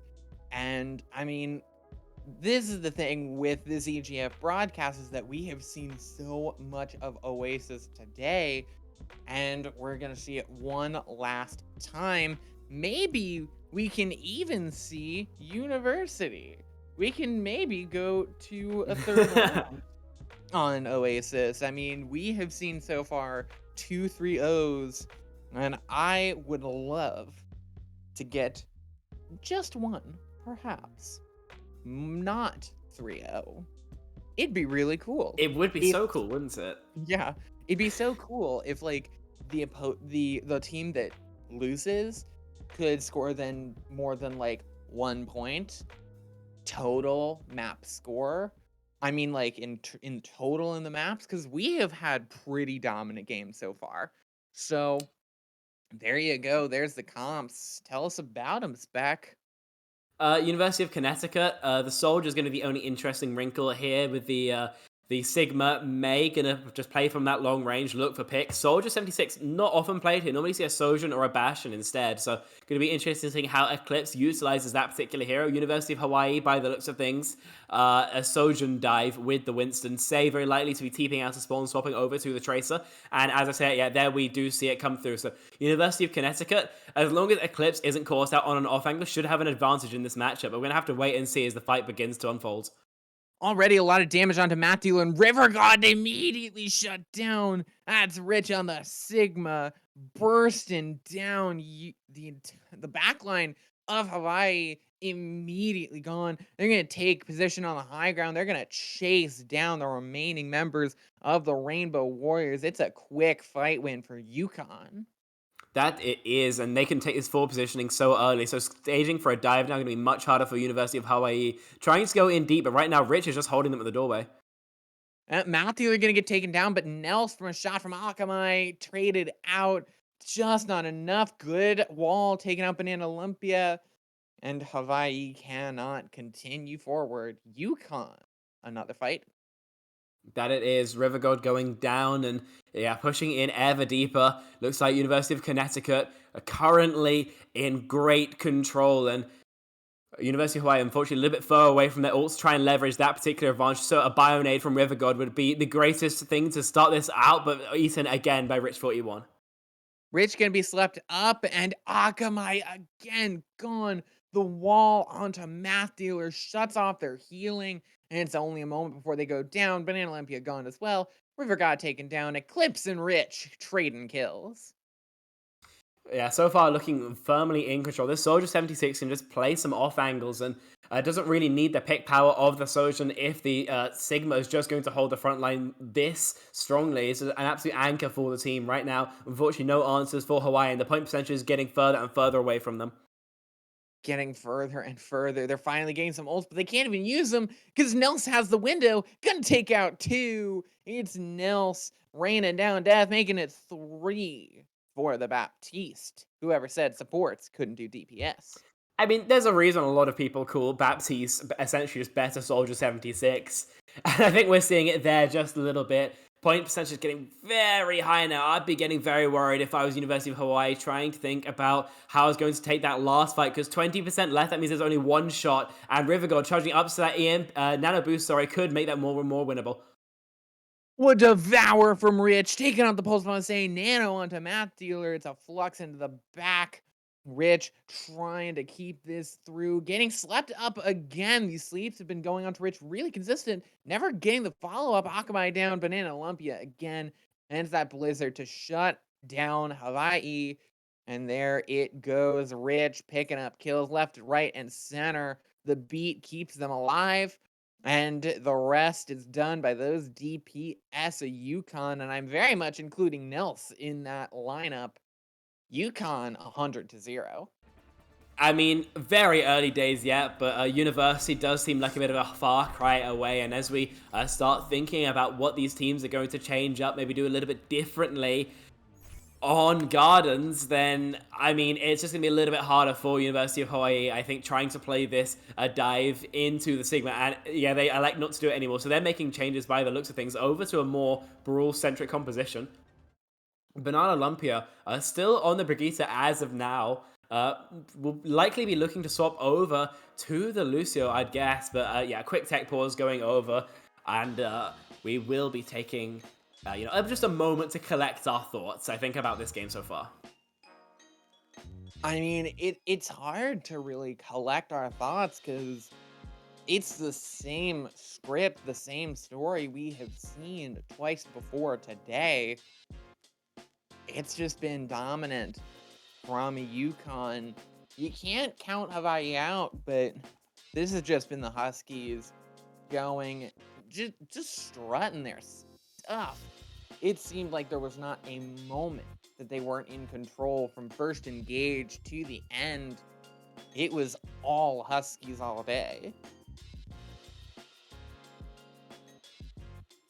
Yeah, definitely agree with that. And also, I think we're seeing a little bit of the Kelp May so far, which not been uneventful so far, but not having, I think, a big pop-up performance just because the rest of his team absolutely there to, surround and continue to bring that same level of pressure. So right now, it's looking like this team comp has worked out. They've clearly got the practice time in, and they are showing very clear results, at least on that one sub-map. And I really do like the idea to move away from the Winston. I think we did see it getting shut down pretty hard there. I think the dive in today's day and age is incredibly difficult to play into Sigma comps. So yeah, moving away from it should make their life a lot easier. Scaling with the Rhine into Sigma, in theory at least, is a lot easier. And especially with no Bastion to punish, then could be a very viable strategy. It could. Rhine is a lot better, in my opinion, with dealing with sustained amounts of damage versus the really high burst damage. That's good for the Sigma for that kinetic grasp, but Ryan with that better shield can deal with the low constant damage. As Akamai rolling out on the Bastion is an interesting pick. You got the Sim Bastion, gonna teleport up top, but they see the high ground. The TP goes the wrong way, and this is a big disadvantage for the members of the University of Hawaii. Kelp is going to be able to fire completely uncontested on this Junkrat, and nothing really to do. These DPS are going to be in heaven, as Math Dealer will start the point flipping for Hawaii. But again, just that pepper going to be coming in as the Sigma going to drop down to contest. Kelp going to get taken out by River God. This is the opportunity for the University of Hawaii to collapse onto Math Dealer and to take them out as the immortality gets burst down. Say gone. They're not collapsing.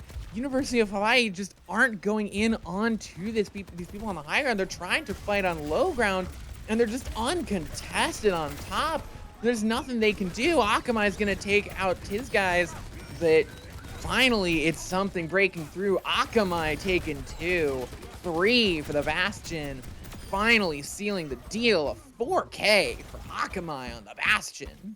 A point percentage on the board as well from University of Hawaii, who get their first fight win in an absolute slog of a duel. But they managed to get the point control early, and so they are chugging along in terms of point percentage. 40% early on, they are very comfortable with where they're at right now, and they're getting very close to their ultimate. So University of Connecticut only will have this tac visor for this next fight, and yes, they will charge into a little bit more, but the ults of Hawaii are much scarier. Akamai getting trapped up in the Bastion trap, in the Junkrat trap. As there's a tactical visor from Eclipse, not really doing much in the way of damage outside of that effective range. Even through the window, it's not putting out the damage, and YouTube Kelp's gonna get taken out early. Math Dealer traded, and that's the main tanks gone. Flux into the backline will catch both of the DPS, and the wheels won't save you for long. Rich will take 2, looking on the Baptiste and engaging right onto River God.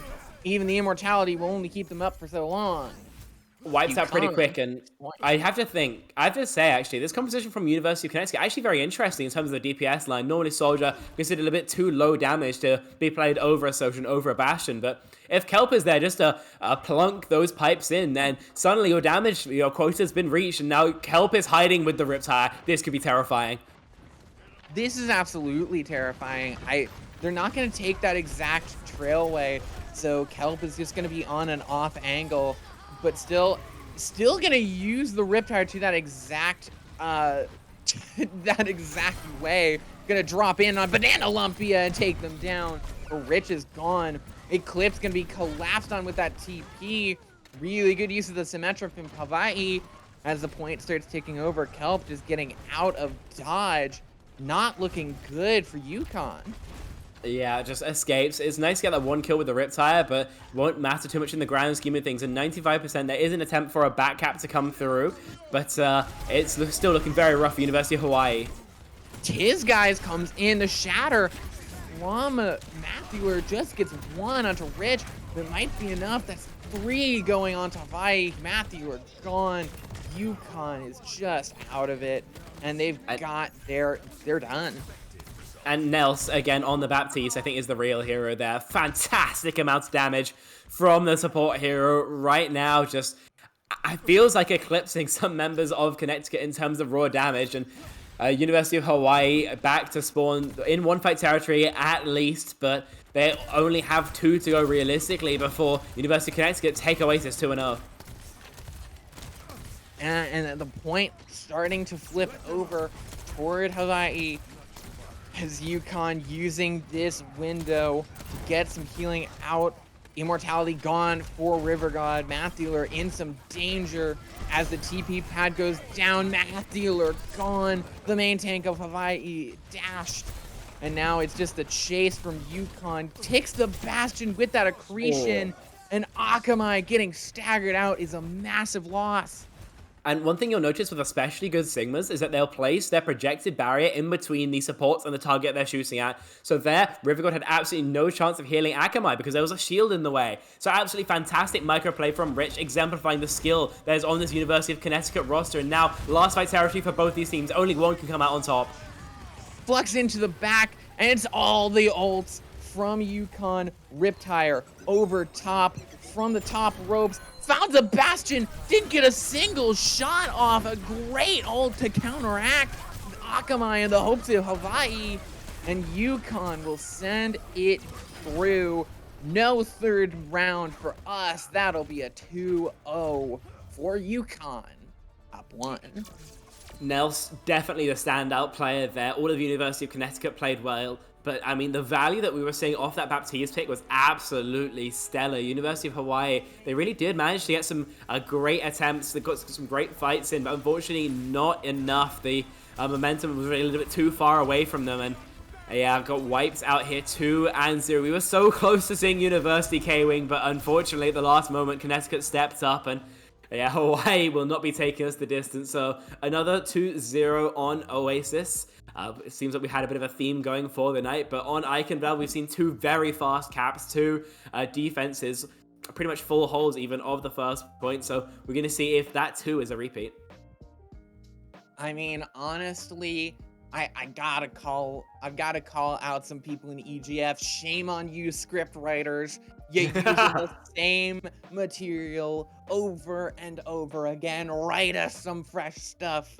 I'm calling out Tyler. Write some fresh material. boo, get better material. But in all seriousness, I think that we might have our boos answered and get some better material for the script. I think that if there's a team, if there's a matchup that's going to turn this around and not give us our 3 Overwatch resident sleeper, as it's probably being called in the chat, it's gonna be this team, because we saw how close University of Hawaii made it. How close that was, that 99-99 that we had on the Gardens for Oasis. That was the closest we've had ever this day of broadcast.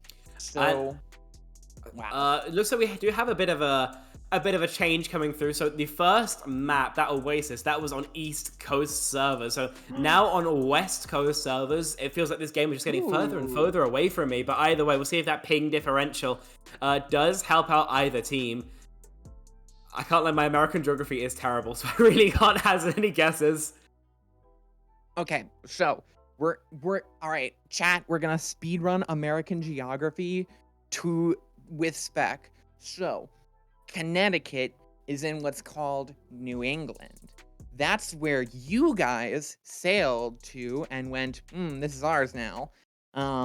Hawaii is an island on east of America. Like, it's closer to Asia than it is to Connecticut. Don't fact check me on that geography, people. Okay, it is in the Pacific Ocean. It is as far west as you can get. So this server swap, then, it's gonna help Hawaii, then? Is that the guess? Yes, sir, it is. Here on 140 ping? Yeah, that was the report. That was the report that we got from our producer. Thank you for the Google Maps view of the United States. I mean, when I play on US servers, I get 140 ping on a good day, so I feel you guys' pain. I was gonna say, yeah, tell us how that's gonna affect University of Hawaii spec, you king of playing on 140 ping. So, I mean, Hitscan's gonna play about the same. I don't think any Hitscan's gonna really complain about a massive difference. Obviously, you'd still rather play in low ping than high ping. The big difference is projectile, where projectiles can feel very interesting, shall we say, especially on high ping. So hopefully Rich and YouTube Kelp can still perform at their high levels on those heroes, because they can really struggle. Also, Doomfist does not work on high ping, so Rich 41 will not be picking that hero. Very unlikely anyway, but a TP already. Very aggressive move from Hawaii. Yeah, a very aggressive move. They're taking position on the point, and Tizguy's gonna get taken out by the right click from Akamai. University of Hawaii, they have new life breathed into them, and that's a big first pick as Connecticut going to struggle without their Iari. As say, getting some pressure put in. It's another from Akamai. A second from the Bastion as the Immortality Field gets taken out immediately. And that's the Sigma losing a lot of health, but staying up, but getting lost eventually. The hold broken. Hawaii is roaring to life. Yeah, they can feel the difference on the servers. They look so much more comfortable, and they managed to take a lightning fast cap. And again, a crazy timeout on Iconval. We'll see if the script holds, carrying, and right now they're just pushing forward, taking all the space they can, and Connecticut have to scramble to try and get out. And I love this hold on the castle. They're not trying to go for the doors. They're trying to force them through this tight choke and give them the disadvantage that they need, as Kelp is playing on a bit of low ground, taking a bit of an off angle. As there goes the window fire strike. It's going to go wide, but the charge in from Math Dealer, taking a lot of pressure, a lot of damage, but stays alive. Throws one last fire strike through the window, just right into the grass. Scatter onto the Sigma right around the corner. Immortality Field keeps up Math Dealer, but just for a little bit, as Yukon will not let this keep going. Akamai gonna have some pressure put on. Banana Lumpia thrown in the air, shot down, Eclipse with 2. And that'll end that push from Hawaii. That it will. So yeah, payload stopped, and Connecticut now with defensive positioning, and of course this high ground is going to be so hard to assail. So the teleporter from Say going to be a necessity, and University of Connecticut know this, so they can punish it if they wish. Akamai's popped the artillery form, fishing for a pick. Looks like won't. Oh, takes care of his guys. And Nels getting a lot of damage pumped into them, and taking out the ERA, taking out the Captive Sun is a huge deal for Hawaii. They're going to use that for a lot of aggression to help with the Riptire. Could use it to try and even up. They lose Rich. It's all done for UConn. They're not even going to try it anymore, as Kelp just kind of playing around. Can't really get out. I mean, it is an interesting spot. So if there's a recontest here, it could be a great flank for the Junkrat. We'll see if that comes into play as Rich attempts to get the recontest. It's the Riptire coming from long range. Captive Sun into the top. There's the Flux. It's all the ults all the time. As that tire does not find any purchase. Nels the first to fall. Traded out for Akamai as there's the tactical visor. Rich with a double. And there you go. YouTube Kelp gonna go down, but UConn will find their footing. That they will. It was expensive for them though. 3 ultimates pops trying to get that stabilization. And University of Hawaii, they know this. They know they can just re-engage because they only spent the sound barrier. So massive advantage here. Say, especially very close to the Dragon Blade, could wait for the Flux to come up to combo, or could just invest it dry. But either way, Connecticut have to be sweating a little bit here. They have to be. They need an early pick if they want any chance to build up some ults to respond to Hawaii. Map Dealer's going to go very low. A big wall is going to take them out. That's great play. A great wall to shut down the immortality. Perfect play from UConn. And that's going to be the chase down. UConn, perfect. Yeah, picture perfect. They see what situation they're in, and they respond accordingly. And now the tables have turned. No longer in ult disadvantage. They are so much more comfortable on this defense. They can sit pretty, invest what ults they need. And University of Hawaii, again, they're going to need to be the can openers here. And 2 minutes left on the bank. This time mech has already fallen from its heights. What once was 5 minutes, now much smaller. So pressure beginning to mount. And the high ground control from UConn needs to be seeded. Eclipse, a lot of pressure from Say, but not finding any pick. Pushing the payload. Rich gets caught up in the Flux, tries to get the accretion, but cannot. Gonna get slammed to the ground. Immortality, the only thing keeping them alive to take out Map Dealer. Rich keeping things going, holding strong on the cart, but 2 down from Hawaii's picks. Rich goes off the map or gets himself a self-damage. And that'll be the bastion of defense gone. That was the reset. Yeah, I think that's self-damage. And yeah, the reset comes through. So 3 minutes left on the bank. Still very decent time for University of Hawaii to finish out the map. The Overclock to do it with. Banana Lumpia is going to have to do their best to farm up this sound barrier because it's going to be the only defensive tool into this Blizzard, into this Gravitic Flux. So pay a lot of attention to that, and you see exactly AFKing on the Aura, Amping, trying to get the beats up in time. Oh, but it's just there. Pulled off. Map Dealer goes down. They got it off. Map Dealer was down before, and that's just moments of knife's edge. That is a fantastic wall from Kelp. Words cannot express how impactful that was. Because of that ice wall, the beat does not connect onto Math Dealer. And, I mean, yeah, that's -1 Sigma. So humongous plays on the May, only having to use the Flux to convert the fight as well. And University of Hawaii have been repulsed. And now Connecticut, again, with long sight lines to abuse for their defense. You're going to have massive pain scaling into this. And Say has decided to go into the Junkrat themselves. Say on the Junkrat, Akamai. This ult needs to be massive. Kelp's Blizzard devoured by Map Dealer. Completely devoured. That's a huge ult loss for UConn. His guy is very low, just retreating into the hallways as Rich is now stuck without one of their healers. And UConn is just stuck in the hallway, but River got the first to fall. Still, the headshot from Nels, crucial. YouTube Kelp can be traded out, but Rich is stuck in this hallway with a bunch of University of Hawaii. Gonna get destroyed. And there's Hawaii rolling through. And these late kills onto the support's going to make a re-engage much harder. Rich going over to the Doomfist to facilitate that, but right now it's just about for Connecticut getting as many players on the card as possible. And they just need to jump on. There's the tactical visor Eclipse they need to pick, and there's the Riptire to catch Immortality Field.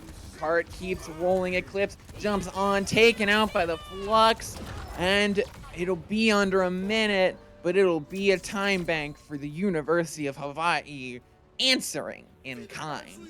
That they most definitely do. This double flex support is really shredding us the front line of Connecticut, who can't keep up by the looks of things, even with the additional Junkrat damage. Unfortunately, Eclipse not really providing the raw numbers that the frontline trade needs. And yeah, winning out that attack with 49 seconds on the clock's not too bad at all. Gives you a very decent berth if extra innings should come into play, and if not, I mean, closing out the map in just the 2 rounds would be absolutely lovely for Hawaii to bring us to a map 3. So a lot of pressure now on Connecticut to get this completion in, and of course, now because it's less than a minute, even if it does cap an OT, I believe we won't go to elimination. There will be extra innings played out fully, so no draw on the cards just yet. And at least for the attackers, it looks like no changes. Hawaii now seem comfortable playing this Sojin Mei, and yeah, it's a very standard composition. It's been tried and true before. We've even seen it today, and Akamai and Say more than competent enough to keep these players, keep the value going. That's messed up. That's messed up. The Blizzard, why would you do that? I don't want to see May's dentures. That was freaky.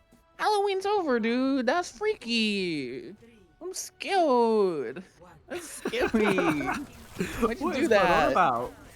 What is blood on about? Indeed, as the door is open, some early poke from Math Dealer as Yukon are engaging incredibly aggressively, but they lose Kelp from the shot from Akamai. And there you go, Rich trying with the accretion, but just won't find the picks necessary. Will get burst down. Immortality just too late. And Math Dealer will reign supreme. I do think that playing the Mei Soldier just isn't enough damage for the frontline trade. I think it's going to be a little bit too tricky to execute, so I would like to see maybe some change from the DPS line of Connecticut. I think it's just a little bit too much pressure to put onto Rich 41. While have been fantastic on the Sigma so far, then there's a difference between that and impossibility. Tiz Guys falling is not a great way to start this fight either. Oh, you lose Tiz Guys from the shot from Say, and now you're just lost in the sauce, Yukon. A push is going to come through. Hawaii re-aggressing. Immortality to keep Math Dealer alive, but they will use that life with great... They'll do well with it. Kelp goes down. That's it. Nels, another loss. Oh, Hawaii have turned this around. This defense is looking great. A stagger onto the Sigma as well. Yeah, it's brutal. It's absolutely brutal. Now, Connecticut really have to regroup, and University of Hawaii being charging into those ultimates, so it does not get better, does the picture for Connecticut. They're just going to have to keep on bashing their head against the wall if they're not going to make changes, and eventually hope that something sticks. Yeah, they need something to break, as that Flux is going to catch multiple in the air. No beat to counter. Accretion right into Rich. They're going to trade out for Say, but that's a trade you'll take. Nels goes down. Akamai with a shot. And there you have it. Yukon just looking lost. Eclipse going to get flanked by Akamai. Can they win out the duel? Eclipse goes down. And oh, Yukon, it's looking dire. They got some ults out at least, so this fight should be their best, and 2 minutes on the bank. They still have a little bit on the clock, so it's not over by any means, but yeah, the momentum right now most definitely in University of Hawaii's favor. And Banana Lumpia with this beat, there's a lot of ults. Blizzard to counteract the window, that's huge, but Say's gonna get hit with the headshot. They need something more than this. Oh, the Sigma survives. Rich caught in the Blizzard, but stays alive. Ult from Akamai. Can they find the headshots? Nearly taking out Eclipse, but there's not enough there. And that's the Flux from Rich. It's gonna completely whiff beat from Banana Lumpia. Gets some more aggression, but Eclipse is gonna counter with that Blizzard Flux, Blizzard Visor combo, and that's gonna get the kills for Yukon. Finally breaking the hold 3 minutes later. And 4 ults invested to get the win. That was expensive from Connecticut, but, you know, at least not being held on the first point gives them some breathing room. They have a little bit more time to get started proper. But yeah, a stunning defense from Hawaii that was just overcome with the power of ultimates. They can be very happy with what they achieved on point 1 and are now hoping to repeat it throughout the rest of Eichenwald. University of Connecticut, 4 of them push forward. They want all as much early positioning as possible. Right now, just his guys on the payload getting that distance. Getting that distance. Rich needs to stay alive. Barely avoids the wall from Say. Staying alive is Rich. Pushing up those steps is going to be deadly. Accretion thrown out. Rich pushing forward. This aggression is what UConn needs to keep this time bank up and alive. And they've got really good positioning as Hawaii rotate to cart. They have the window, and Nels is gonna use it. Pressure onto Matthew. So much damage coming through. There's the immortality out. His guys get to pick on Akamai. It's an even trade for both these teams. 4v4 Nels dealing out the damage onto Matthew. Kelp taken down. And there you go, taking out Matthew. And finally, UConn, these fights have been going on for time.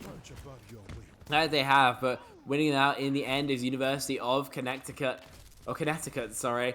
And now they can get some progress around the corner, and most importantly, they no longer have to contend with that massively oppressive high ground. So Hawaii lost one of the strongest defensive positionings in the game. They're going to have to hope that their ultimates, their raw mechanics can make up for it, and an early flux this time connecting. Oh, early flux gonna connect, draw out the beat from Tiz guys. It'll keep UConn up and alive, but it won't be able to be used aggressively now. River God losing that immortality field early, gonna go low, very low is the University of Hawaii, but staying alive. Say throws in the Blizzard, gonna catch Rich on the freeze. Blizzard from Kelp is gonna catch 4 on the side of Hawaii. Banana Lumpia the first to fall, but the rest will stay alive. University of Hawaii still finding the picks they need. Matthew goes down, and this card has still been moving. Nels is still finding picks, uses the window, believes it winnable. There's the visor from Eclipse to seal the deal. This cart is rolling through the door and keeping it alive. That's one of the most chaotic fights I think I've ever seen in my life. And now 2.5 minutes, just a little bit lower than what Hawaii had to finish out the map. Still going to be very, very rough to equal the time bank, so maybe a small advantage for Hawaii as we go into extra innings should a cap come through. Right now, though, Connecticut are just dry on ults, looking to press their advantage, and they get that with a kill on to Say. They do. They get that big opening kill. UConn, they have a chance to finish with an even bigger time bank. Putting the pressure onto Matthew, nearly getting that kill. Could have sealed that round. Still more pressure onto Matthew, trying to charge up to this ult. Has the flux, gonna get stunned out of it, or gonna get stunned, pardon. As there goes the flux, Nels goes down. That's a huge loss for UConn. Akamai finds the pick. Tiz guy's down. Both supports gone for UConn, and that'll be all she wrote. Yeah, just need to get a quick reset here. They do, then they have at least one more great shot, but a stagger here would absolutely ruin their time bank and ruin their chances of finishing with time. So University of Connecticut have to lick their wounds just a little bit before they re-engage. When they do, they'll have plenty of tools to do it with. Rich has not found a massive amount of value with these fluxes before, but here, as long as the beat from Tiz guys could come up huge. It sure could, as the pepper coming in from Say. There's the flux, gonna catch the air. Immortality out. That's a lot of damage thrown in onto Hawaii. Beat thrown in to keep them up and standing, as there's the window from Nels. More damage coming through. Say and Kelp traded out. Tiz guys down. UConn, they're down 1. They can't abide by that. They need these picks to come through, and they're just not. They're running away, Spec. No, and at 45 seconds, they have to get out. They need to sprint as far as they can. And out they will get. They will have one last shot. Blizzard beats. Tac Visor, strong enough ults, but University of Hawaii have much the same in 30 seconds. University of Hawaii know that they have all the momentum here. They have that window, and it's going to push UConn away. They're going to wait to re-engage, and they're going to be looking to finish in overtime, but they have the ult to do it. You've been saying it all this time. That's the stun. Matthew barely staying alive. Say throwing in the Riptire. Can it find something? 2 frozen up in the Blizzard. YouTube Kelp finds the headshot that could send them 2 extra rounds. There's the flux in from Rich. It'll get some picks. Card's gonna keep rolling through. 2 picks for Rich. And the OT push will just be successful. We're going to extra rounds.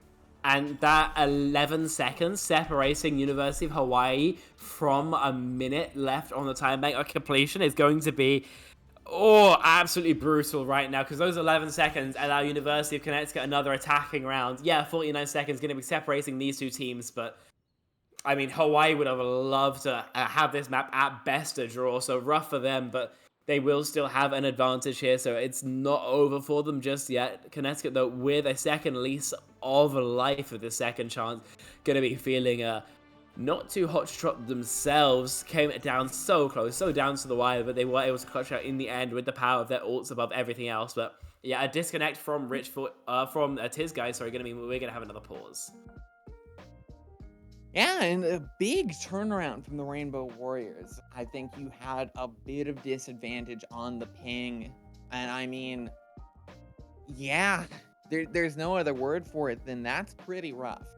Playing on 140 ping, I've experienced it but a few times when you and I have been duo queuing and it's put me in a UK queue. Oh my goodness. Nothing works. It's like I'm playing like an unfinished game. Everything is just going left, right, and center. So and one of the none of really my cool shots things, are hitting.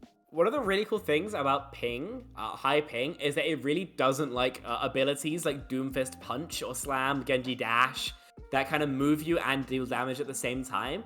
So those heroes are almost unplayable on ping. So I think ping is a multi-edged sword. Plenty of characters going to be very playable on high ping. You know, Pharah, Echo, both of those are going to work out pretty well. Lucio as well, I've heard very mixed things about, but I mean, it's a challenge, and so I have a lot of respect for all the players in the server for being able to compete at that high level of ping. Hopefully there has been a bit of a middle ground found, so no one's at that ridiculous levels of ping. And I do like this from Yukon. Like a Pharah pick's being hovered in spawn, but I've been baited before, so I'm not going to call it just yet. University of Hawaii, they are on the defense. They're most definitely starting to stay on the Junkrat. They want that frontline damage. River God going to be on the Zenyatta now, actually, to contribute to that. Got the Discord Orb as well as help with that frontline trade. So some very different compositions that we have seen before on Icon Valves, and hopefully we get to see how they play now. And yeah, this Pharah, it's real. It's gonna be real. The Pharah Mercy.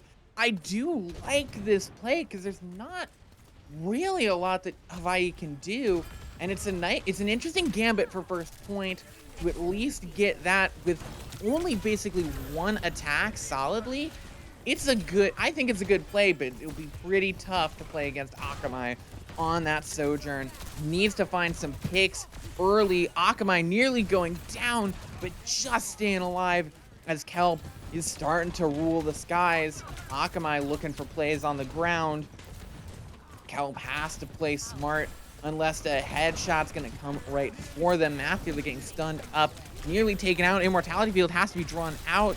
Yukon, there's their opportunity. Kelp playing this far, very, very scared. Matthew are stunned up again with the accretion. Rich gonna be the first to go down. Akamai has been getting peppered, but never taken out. Oh, no! No, Spack! They didn't touch.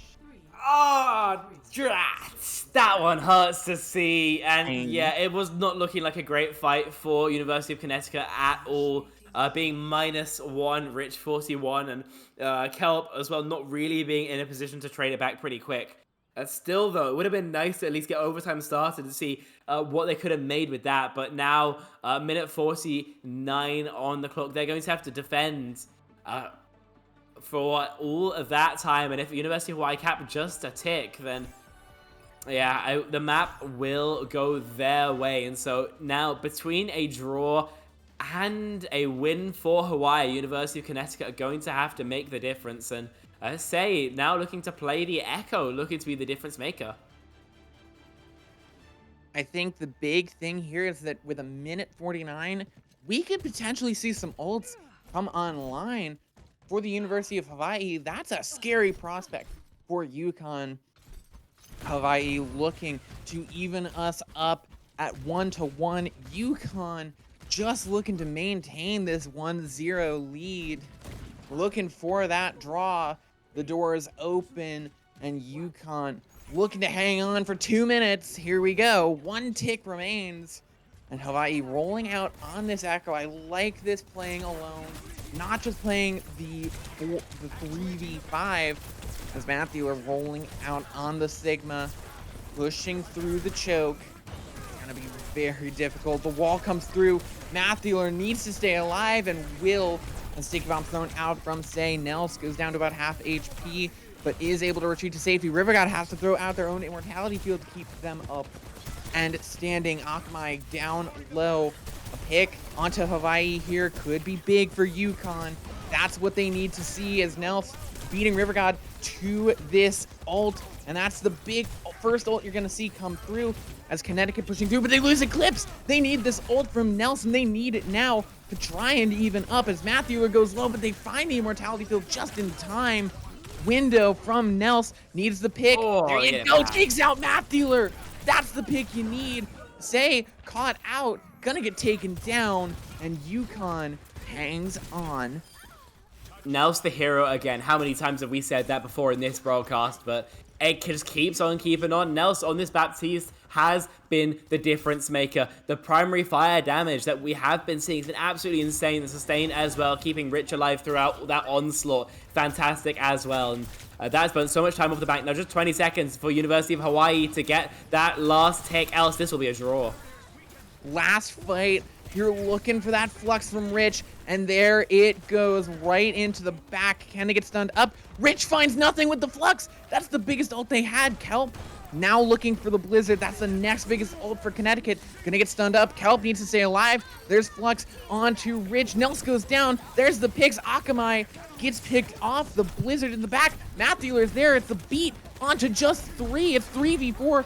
Say copied onto the Lucio. All the ults are flying. It's the last fight. It's the decider, and Kelp is going to go down first. Eclipse. It's Banana Lumpia on the brig to tie us up 1-1. And we finally will see... Oh, that's just ridiculous. That's just ridiculous. Wow. But finally, we have a 1-1 game. No more clean sweeps today. But I also have to say, I mean, we were denied the ignominy of a draw at the absolute last second. I can't believe that flux at the end from Rich 41 catches nobody. Because if it did, I mean, it would be in a different universe, wouldn't we, K-Way? It feels like it was guaranteed if that connected, that Connecticut would have won out that fight. But that miss, unfortunately, costing them big time. It gifted University of Hawaii the victory. And now going into Flashpoint, we've got a tied-up game in our hands. We do have a tied up game, and we've got quite the banger as Hawaii evens it up in stunning fashion. So we are going to take a quick break, and when we get back, we're going to see these next maps. We're going to be going to New Junk City for the last time, but we guarantee that there will, in fact, be a fourth map. Those can happen, you guys. I guarantee it. So we'll see you in just a few short moments. Don't go anywhere. Don't change the channel. We'll see you soon.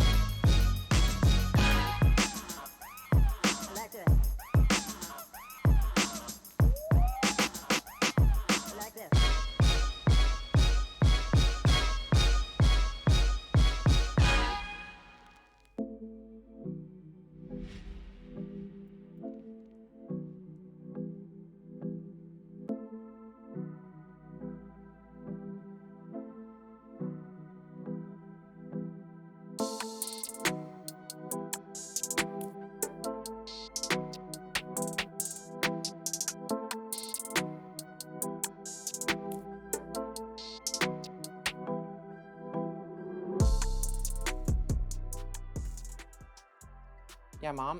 How do I talk to British people? Oh, sorry, gotta go. Hi, welcome back to EGFC. Uh, that was embarrassing. But we're here with a pretty exciting match today. Already, UConn and the University of Hawaii going blow for blow, close as can be, and they've come out pretty well so far, 1-1 for both teams, but ooh, wow. We've seen some server diffs, some ping diffs. We've seen University of Hawaii take UConn to a 99-99 on Oasis while playing on disgusting levels of ping. Now on a bit more of even footing, we go to New Junk City.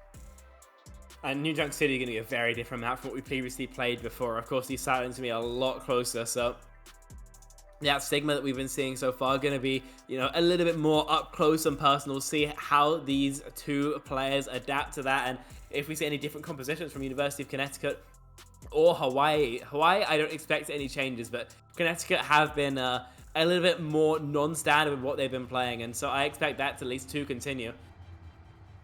So they're going over to a Reinhardt Brawl. Sojourn, in fact, will be the hit scan of choice. This is old school style. Normally, this kind of composition has been phased out a little bit in favor of either Bastion variations or Symmetra variations, but it's still most definitely very strong. And it looks like, in fact, they've handshook to mirror this. By the looks of things, it's going to be very interesting to see. Incredibly interesting as they both roll out, circling each other in the arena. Both Sojourns poking out. It's Akamai versus Eclipse. UConn versus University of Hawaii. As the flashpoint starts to unlock, a little bit of poke damage for Akamai, but just playing a bit of ring around the rosy here, back and forth and back and forth. Maybe a bit of duck duck goose for University of Hawaii, as now an engaged spot is finally picked. They've scoped out the perfect real estate, and they've found a good location. Actually, UConn wants to relocate. They're more on to playing the poke game, and they're doing pretty well as the charge comes in. Say goes down, and Rich is ready and raring to go. No more delays. Nelson's going to get taken out. That's a big pick from Akamai on this off angle, looking for the Reinhardt. Goes in aggressive. Going to get taken out by Kelp, and it is a disengage from the University of Hawaii. Yeah, Kelp 2 Icicles to close out the fight, and first control got for University of Connecticut. Flashpoint, of course, going to tick up very, very quickly, but that first fight didn't last too long at all, so all's going to be a little bit too far away. River Gold actually closest at 80% of that window, so if Hawaii can leverage that, that could be a great way back into arena for Hawaii. Very, very close now as Hawaii pushing in. Wall barely doesn't catch Kelp as they're going to roll together. Kelp barely staying alive on 17 HP through that window, and they're playing very close to this wall, waiting for the engage to come through. There's the re-engage from UConn. Wall comes through. They need to go around to try and support Math Dealer, break the pillar, and to stay alive. Shatter from Rich is going to go completely wide. UConn, it's a disaster, and Kelp is going to find out exactly how. I mean, yeah, a window, obviously double damage. Sojourn Rail, obviously over 100 damage. You combine the two and you're one-shotting to the body, and one member of the University of Connecticut finds that out the hard way. Rich as well tries to clutch out that fight with an Earth Shatter, but unfortunately goes straight into the shield of Math Dealer, who's more than happy to receive. And University of Hawaii up in ults and trying to get up in percentage now. They are absolutely primed to take arena. They are in a great position. Shatter comes in to catch two, and there's your shutdown. His guys the beat way too late to catch Nelson or Kelp, and that's just going to be Flashpoint 1 going solidly for the University of Hawaii. That it is. There was some nice contest actually from Connecticut, who got in control first, but once it was reflipped for Hawaii, they snowballed it, and now as they move towards Refinery by the looks of things, then they have plenty of ults to snowball into this. Same could be said, however, of University of Connecticut, so either the Blizzard of Kelp or the Window of combo could come through, and instead the Railgun connects onto Kelp first. And that's no Blizzard for UConn, and that window is going to be sitting there looking useless. But Math Dealer's a bit out of luck. Blizzard thrown into the back won't catch a single person on the side of UConn, but it'll definitely zone them away. It'll let Math Dealer group up with their team. Hawaii looking a bit better. They're going to take first flashpoint, but the regroup is going to be right there. That it is, and there could be a really fast refight from Connecticut. Again, those ultimates I mentioned could be leveraged, and the Overclock and Blizzard both popped. Both, but Kelp is the first to fall. Shatter will catch River God, but the beat's already there. Even the pick on the Math Dealer won't be too massive, and that'll be Hawaii taking a second fight incredibly quickly with Say doing well. I mean, that's essentially the worst case scenario for University of Connecticut. They don't get control of the point first, and they re-engage with essentially 5 ultimates, so they're now behind on ults, they're behind on percentage, and yeah, University of Hawaii can take any point of map control that they wish, so University of Connecticut have to battle back from nothing, but we've seen them do it before, so they're going to need to do it again now. That they are, and it's coming through this engage wall immediate onto Rich. Immortality just to keep them alive. Shatter completely goes wide, but Math Dealer still finds Rich, and Say finds their counterpart. And University of Hawaii takes strides. Here you go.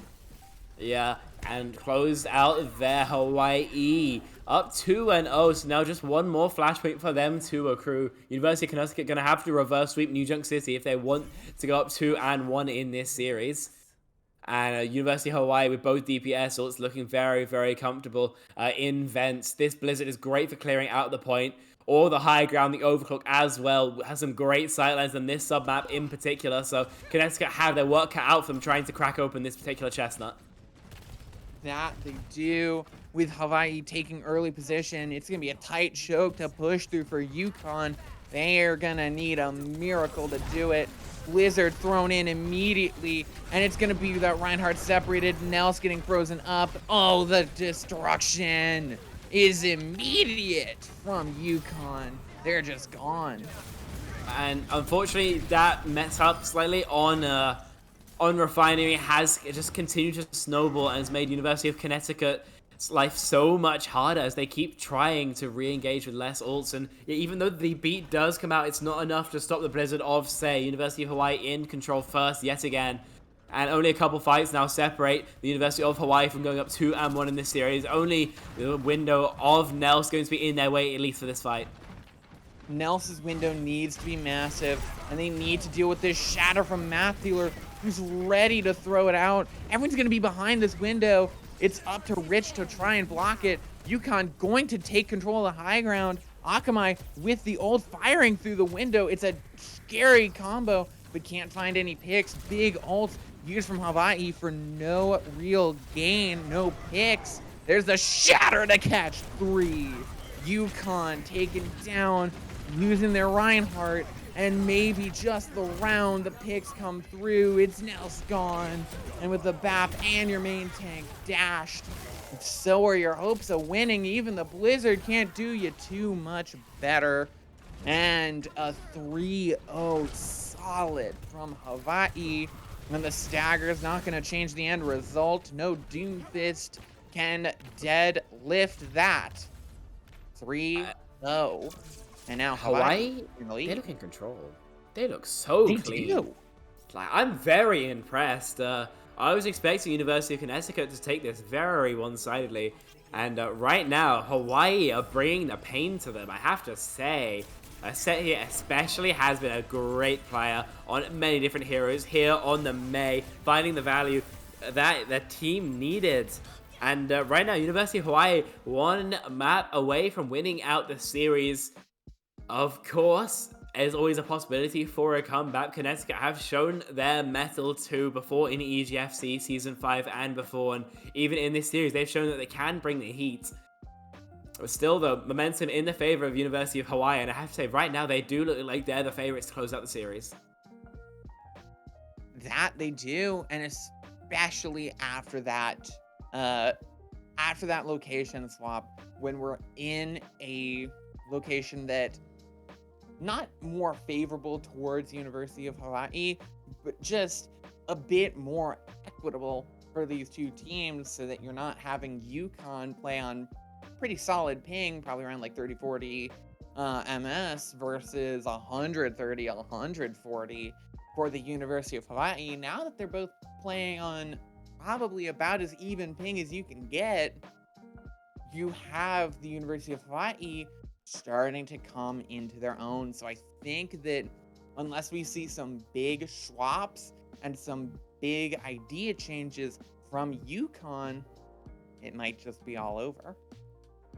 Only time will tell, of course, because, I mean, logical predictions at the beginning of this map said that University of Connecticut likely we're going to take it 3-0. Obviously, that's way out the window now. So Hawaii, yeah, they're looking to get the closeout here. Back on reasonable ping, as you mentioned, K-Wing. So I think it is anyone's game, but I would like to see maybe from Connecticut moving away from this Soldier 76 May idea. I don't think it's really paying out for them.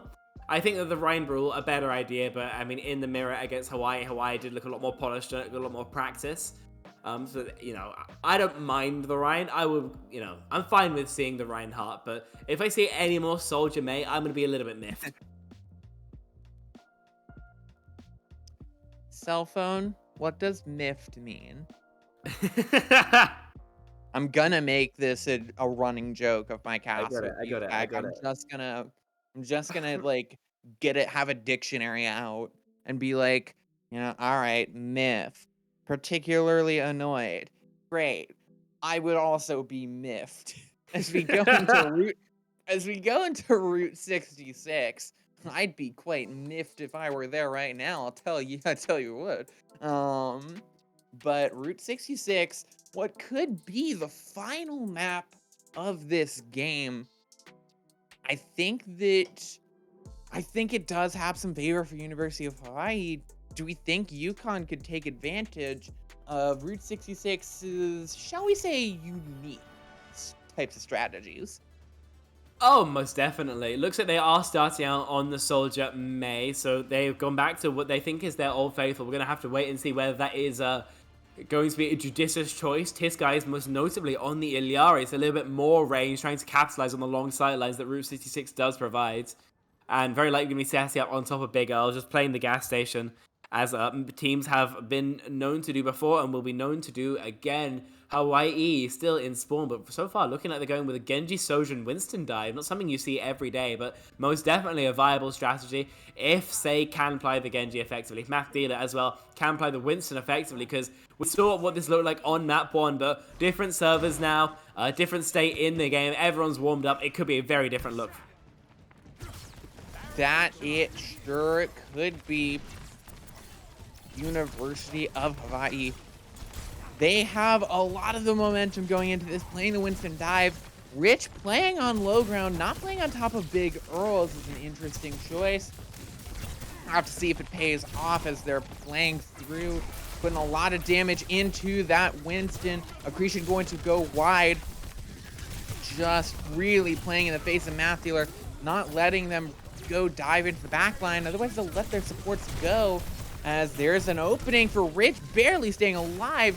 Immortality field there to keep them up, but the poke force going through, and it's Kelp to find the first pick onto Say. Eclipse over top, looking for that backline, looking for Banana Olympia, who gets getting away. Say onto the Junkrat, with the poke going to continue even without them. And the flip comes through as Say throwing those bombs into the back. No real definitive winner found just yet. As Eclipse taken out, Akamai barely staying up and standing. That Soldier is not looking good, is not staying up for UConn. Dive into the back from Mattheler. Nels goes down to Say. Akamai traded out, but even that won't help them. It's a scrappy fight to be sure, but it looks like maybe, just maybe, the University of Hawaii will have their day.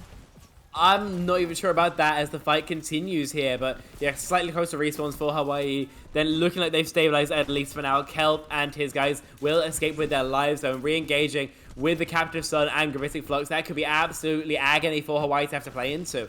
Gonna have to wait and see, though, exactly how Connecticut decide to invest these ults, and the rally from Banana Lumpia will provide some much-needed survivability to the backline. Akamai coming up to their ult. There's the captive Sun thrown into the back. Starstruck as well. Akamai taken down. Tizguy's finding two. The rally can't keep you up.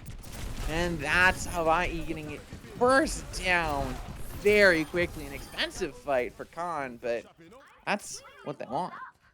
It's still a stabilization, though. In a minute 30 left on the bank, I think this next fight is going to be realistically the best shot from University of Hawaii. They play slow, they charge into a nano boost. Then they'll have 3 of their strongest ults in their composition to invest. Riptide from Say could be terrifying, but there's plenty of long-range damage that can shut that thing down.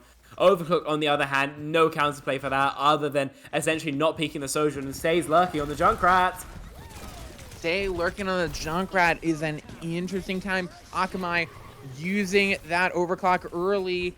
There's the Riptire. Finds the immortality field. What a reaction from Nels to keep themselves up and alive. Really good play. Eclipse with the visor, not gonna find anything. Nano into the backline of UH. Matthew gets stunned up. Looking to find Nels. Finds that pick. Finding the backline. Pushing that Sigma into their team. Blizzard thrown in, but it's a complete... It's only Banana Lumpia, but that pick will come through. Kelp and Eclipse both going low, gonna get taken out. 2 for Akamai, and the University of Hawaii will scrape through by the skin of their teeth through point A. It was very bold of Connecticut to attempt to defend there after the University of Hawaii had just invested the 4 ultimates, and once they were down a player, but Kelp went for it anyway. These late blizzards have been a bit of a noticeable feature of their gameplay, and unfortunately that time not paying off, so that's a blizzard they would love to have here. In University of Hawaii, they are through to the second point and jostling for control of the high ground. Akamai going very low. Math Dealer over on that left side, peeking around the corner, playing into Rich on the Sigma. Going very low, gonna get taken out before they can retreat to the healers. Oh, that's not good for UH. Akamai is going to be completely trapped up top, barely able to escape, and will get taken down on the retreat. That's the University of Hawaii switching on to the Sigma. Yeah, that's a choice they like, I think, overall. I think the Sigma provides a lot more value. And Say still trying to escape, but yeah, taken down. That is one of the worst daggers I've seen in a hot minute. So going to be kicking himself after that one is Say. The University of Hawaii have to wait for their Junkrat to respawn before they have another chance to attack. That's plenty of time off the bank, and Connecticut, they're going to be more than happy to take it. Also, these ultimates that they have on this defense will be very rough again. We saw the combo of the Captain Sun and the Gravity Flux before, and it tore Hawaii to shreds, and really has a chance to do the same again now. That's what they have to count on. Kelp nearly getting taken out. Very low. Nels asleep. Gonna get taken out by Akamai. Traded out. Flux into the back. It's Say with the Riptire catching 3. And that's a huge opening. Say with 4. Gosh. Oh, wow. I mean, well played. That's all you can really say about that. A 3k off the Riptire. 4th with the Junkrat mine connecting. And I mean, University of Connecticut have been sent absolutely packing. It was looking like a good fight for them as well, but the heroics of Say have stopped that push in its tracks. Oh, the anti landing onto Nelson Tizguy. That's a huge one. Rich and Nels both going down. It's a big loss. Yukon gone. And that's going to be a roll through for Hawaii. That it will.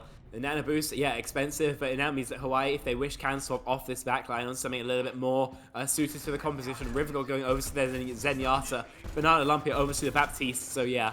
Back to a composition that's a lot more standard, what you'll see for the Sigma, and still the Flux to invest as Math Dealer chooses. That Flux could be huge for Hawaii as they switch on to the Zen backline. There's the artillery strike from Eclipse. Going to get a little bit onto the Zen, but that's it. Flux into the back, stunned up by Rich. The accretion to stop that in its tracks. Eclipse gets taken out. Matthew, they're going very, very low, taken out. Kelp has the Blizzard, might look to use it to seal the deal. They're going to get chased by River Dog. It's an aggressive push. Olympia goes down, and so will River God. Hawaii, one last push. That is the case, I believe. Yeah, 50 seconds, almost impossible to string two there. So, again, say that with a Riptide, we saw what the last one did, and University of Connecticut going to be absolutely sweating bullets to make sure the same is not found. Say, by the way, flank over to the left side, so fully behind University of Connecticut. Will anyone spot out this Junkrat? That's the question. Say on that flank could be crucial. The Blizzard catches Math Dealer, and there you go. The Riptide to catch Eclipse, but it's just not enough. Two guys in Kelp are getting two, and there you go. Say can do all they want, but there's nothing that they can say. Touch looks very possible from Hawaii, but a fight is a different matter entirely. 10 seconds left off the clock. Say over to the Tracer. Yeah, somebody will be able to get overtime started at the very least, but into the Flux. A fight win. It's looking far off. The Flux, the Window, and the Captive Sun. Window coming out from Banana Olympia. It's the only ult that Hawaii has got close to. Math Dealer, there's the Flux in the back. It's the Sig and the BAP. There's your Captive Sun. Math Dealer gone. Banana Olympia low as well. And that's a crucial stop for Connecticut. They've got their golden box of victory to take us to 2-2. Yeah, the payload stops, the buck stops here, and now Connecticut know exactly where they have to go to bring this series to 2-2. They know exactly what they have to do to tie it up, but if they will or not, a different matter entirely. Hawaii looking strong throughout that attack, only stymied at the very end there. But it did get close. It feels like down to the last couple seconds was often when Hawaii did their best work. And if that's not consistent, if that's not something they can do every time we get into those low time scenarios, it does get a little bit scary for them as we think about the future of this series. Connecticut, on the other hand, they did, look pretty strong at certain points, but University of Hawaii did show that they had the clutch factor. They did show that they had the ability to win out those even odds fights when they were down to the wire, when they were, the kind of the more ugly brawls that you will see in Overwatch. And so it's not too comfortable for them either as they start their own defense. And this defense, very important for UConn. They've got just this defense. They've just got these next 8 minutes to push through and to give themselves some life to go into map 5. They need to push 33 meters into Point Charlie. We'll have to see if they can do that. Rolling out this match on the line. Here we go. That's what we'll see, and you'll notice Eclipse now on the Sojourn. No more Sojourn 76, so there's so much more pick pressure for UConn. Gonna see if that matters or not, but right now, Say on the Junkrat gonna be the big fear factor on the side of Hawaii. Has been the difference maker, at least on this map. Gonna have to see if that continues as both teams just poking, and you notice the start on top of the gas station for UConn. Eclipse nearly getting taken out. And you're completely correct. That gas station is going to be the big start for UConn. They need to clear it out. Otherwise, they might just get stopped in their tracks. Akamai over on a long flank, trying to be a bit sneaky on that off angle. But River God's going to get taken out first for UH. That's a bad start for them as Eclipse picking up 3. The Sojourn to match Akamai. It's 4 for Eclipse. Are they going to get the ace into the back from Eclipse?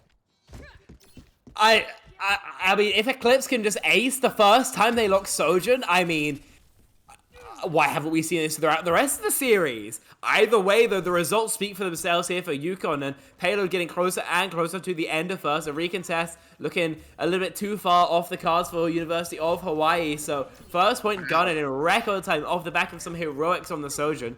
And with this Hanzo Sojourn that Hawaii are now playing, it's going to be very hard closing down the distance for UConn. But when they are in the close range engagements, then Kelp on the May is going to be able to put in so much work. So as UConn can get close, then they're more than likely to win this fight out. Say on to the Hanzo, really pushing through that long range. Is Rich going to go down? Akamai saying there's still the one best Tracer, one best Sojourn here, and it is them. Already that stun onto Kelp, barely staying alive with 5 HP. But they are stuck behind enemy lines. Yeah, it's looking rough here. And yeah, Kelp desperately jostling for an off angle, looking to get a little bit closer. And, ooh, could be big, this Flux. Flux into the back. Immortality field drawn out to keep them up. Captive Sun from Tiz, guys. Can they get multiple people? Oh. It's going to just get the Baptiste, but that'll explode.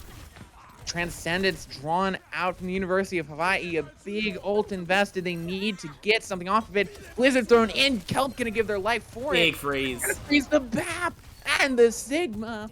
Hawaii gonna get completely stopped up, but they're not done just yet. It's a 2v2 on the point between the supports and the Hanzo and Zen. It's a 2v2. It's just them fighting. Can they find the picks? Nell's going incredibly low, but it's River God getting taken out. It's just the Hanzo. But this card's going to start moving after that stagger. I don't think I've ever seen Wingman in Overwatch, but yeah, that 2v2 there does get cleaned up by Nels and his guys. And re-engaging now is University of Hawaii, but harangued by the Flux. Massive Flux onto Math Dealer. Banana Lumpia gone. Immediate destruction. On to the University of Hawaii. 4.5 minutes on the clock for just 30 meters. It's looking likely that we're getting a map 5. It's getting closer and closer. 4.5 minutes is an absolutely absurd time. Mang and Eclipse with this overclock could well find similar impact that we've seen from them before. There are tools on the side of Hawaii. An early Dragon Strike to zone some space. And takes care of 2. Takes out 2. Takes Eclipse and Tiz, guys. That's exactly what the University of Hawaii needs. They needed the stopgap, and it's a stopgap they're gonna get. That's massive. I mean, a Dragon Strike normally occurs meta also, but you use it for, you know, a smidgen of space, maybe to force some positioning from your opponents, but via some miracle, Sei catches 2, stepping up again, and now this Akamai's turn to convert, to have that individual pop-off, and the whittle down the time of Connecticut just a little bit lower. The headshot of the Sojin forces them back to spawn while they wait. 4-5 again, and University of Connecticut, they're slowly losing time already off this bank. Yeah, they're getting some more ults. They're on to 3. Looking at that overclock Eclipse. If they pop off, it could be the one to send us to the map 5. Akamai with the ult. No picks coming through off of it just yet. Not finding a single hit, but the headshot onto Nels. There you go. There's more ults from the University of Hawaii. Eclipse gonna take out Akamai. They're gonna need more. Takes out Math Dealer. It's 2 from Eclipse. It's gonna draw out the Transcendence from River God. That's a massive play. Even just the ult. Cart pushing there. Banana Lumpia gone. Rich, the cart pushing through. We're headed to map 5. I mean, someone must have been listening when we were complaining about all our 3 zeros, because our prayers have been answered. The script has been fixed, and University of Connecticut and University of Hawaii inseparable outside of the full distance. Been back and forth. You don't see that every day. You really don't. That was... Oh, wow. Oh, wow. Map 5 going into gobsmacked. Indeed. I'm pretty gobsmacked right now. I gotta say, my gob.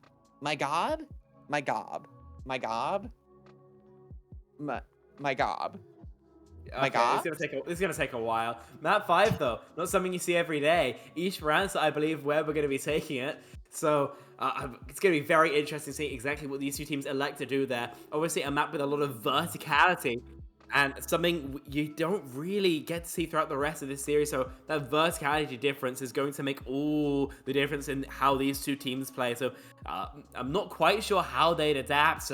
Hawaii have obviously been trying to play that Winston as much as possible. Could well see that again on East France, and Connecticut seem very happy playing this Sigma May composition, you know, with whatever hit scan they wish. So I mean, when you're this deep into the series, it's kind of a little bit too late for new strats, pocket strats, curveballs. So more than likely going to be more of the same between these two teams. But again, the difference of the map does mean that a little bit of variation is not out of the picture too.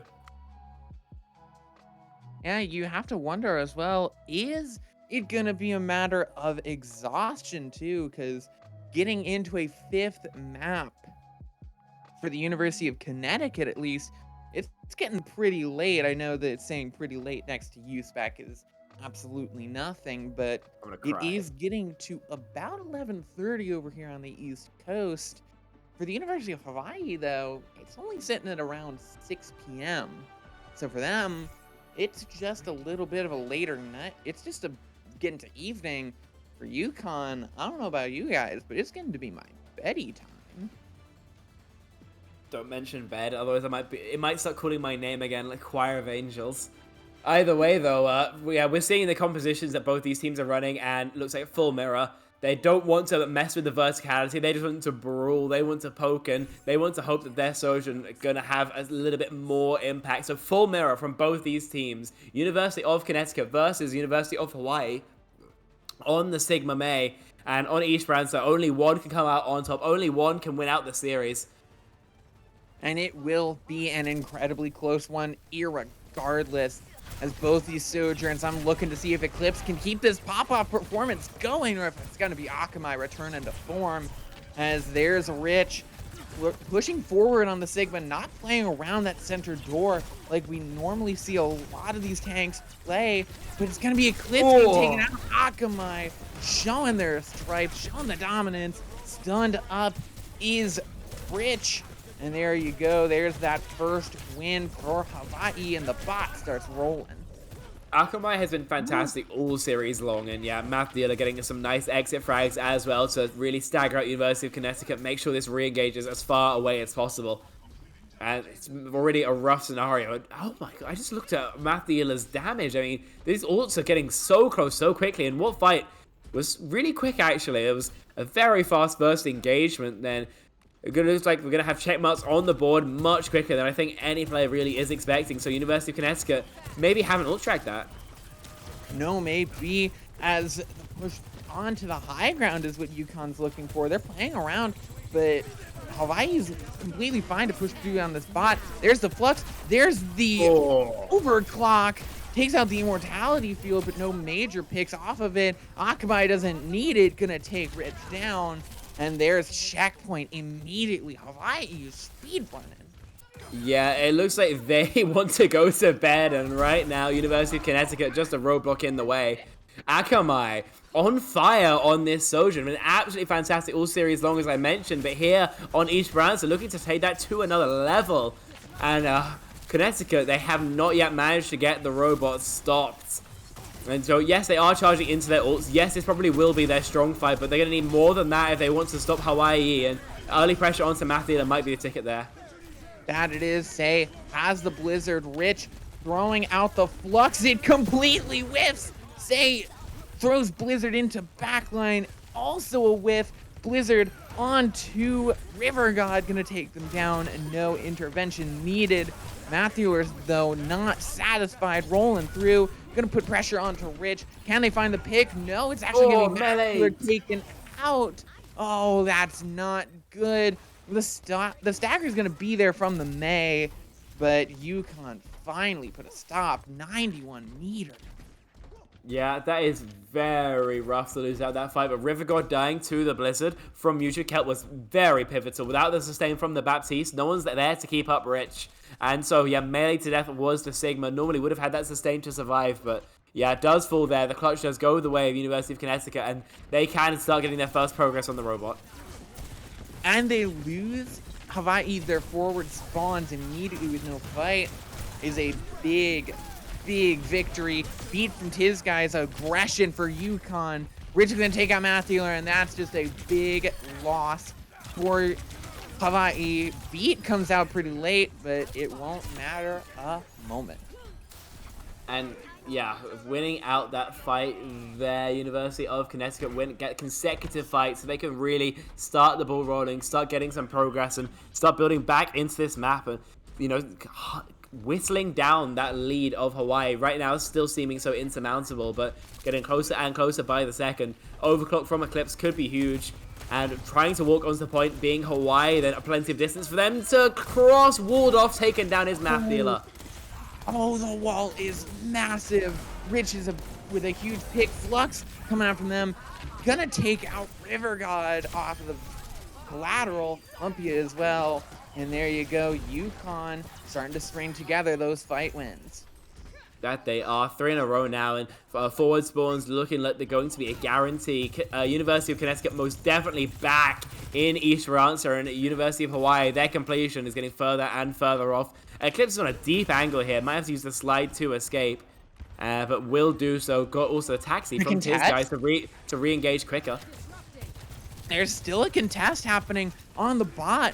No, nothing from, no checkpoint for UConn. As if Flux going into the back doesn't land a single thing. It's gonna get stunned out. There's the Blizzard from Say. Gonna freeze up 3. A huge one. 2 for YouTube Kelp. It's just not enough for Kelp. UConn, they're looking a bit worse for where River God gonna just get taken out. And a big turnaround for UConn. With no supports, they stay alive. Yeah, they are alive by an absolute hair. Getting that forward spawn. Oh, the supports don't use the spawn swap feature. Oh, no, they do. I'm just lost. So, yeah, forward spawn. So, supports will be here on time. Nels and his guys there to top up everyone. And so, 5 members here onto the last stretch before equalizing the distance for Connecticut.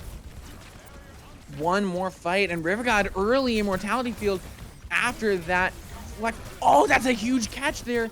Walled off, but Banana Lumpy is going to go down. This is a tiny Overwatch moment, and it looks like UConn have studied. Bot's going to lose some progress, but it's not going to be too much, and they've lost that fight. Yeah, stealing the robot is a nice idea, but I don't quite know how Rich survived in that side room, facing down both Say and Nath Dealer. Somehow just didn't take enough damage to fall. Instead, trades out pretty positively. And in that incredibly enclosed space, then University of Connecticut win out the fight, and they get closer and closer to getting the advantage here on Esperanza. Flux, that's their contest. Banana Olympia with the beat to counter out. Kelp goes down first. UConn might not get there. Banana Olympia stays alive just barely, and Say running rampant through the back line. That is UConn just barely not getting that lead. That it is. It's so close. Only 4 meters the difference, but they still don't have the lead. And so Hawaii can begin getting that robot back, undoing what progress Connecticut had built up. And yeah, it does hurt. And with how far both these teams have pushed the wall, then there's no chance at all in the next couple fights that there's going to be any progress on the walls. Right now, they're just poking. There's the Flux from Math Dealer, countered up with the beat from his guys. Banana Olympia, Blizzard onto Kelp. It's gonna catch out Math Dealer. Can Kelp stay alive? Or can Math Dealer stay alive? No, they can't. River God's gonna get taken out, and there's Hawaii gone. And UConn, oh, it's gonna start.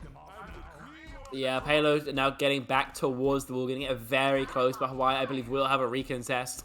At least before the lead is garnered. A lovely Blizzard, though, from Kelp, punishing the attempt of Math Dealer to walk.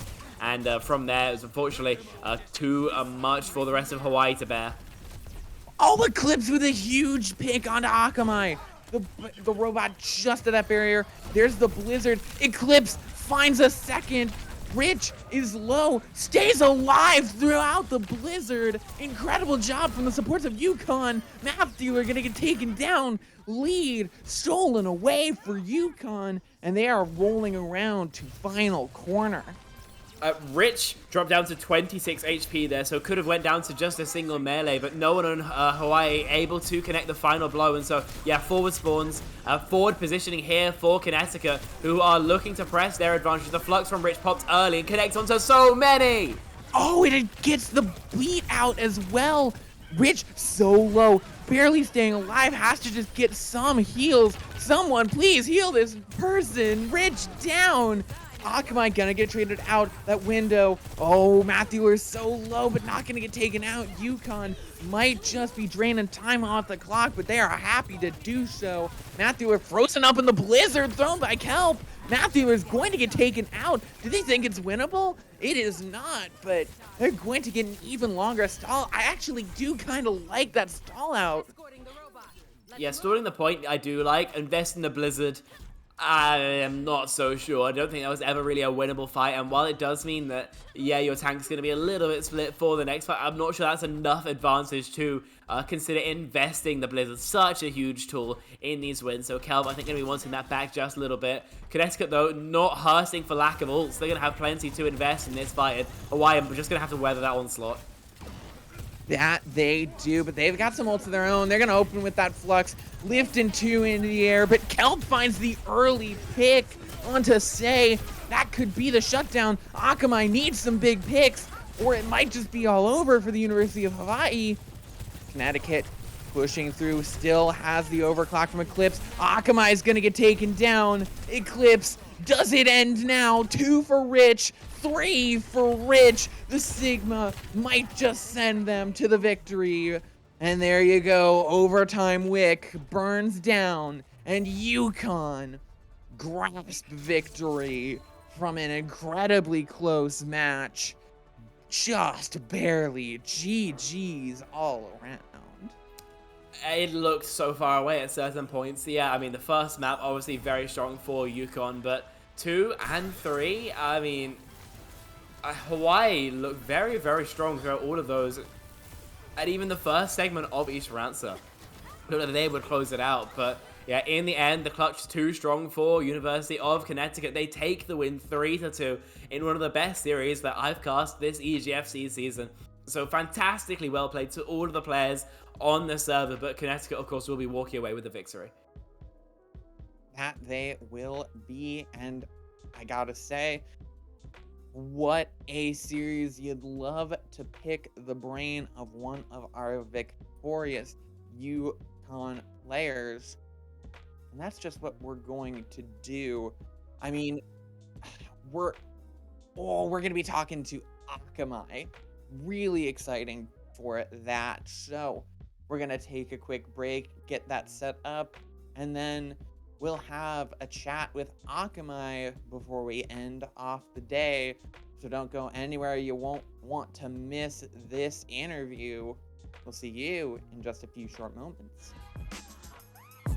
Like this. Like this. Like this. Like this. Like this. Like this. Like this. Like this. Like this.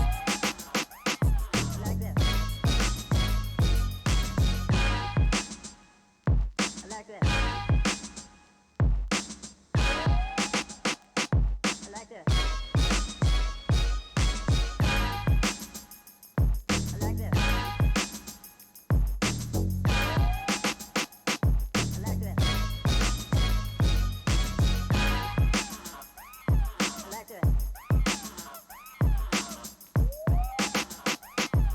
this.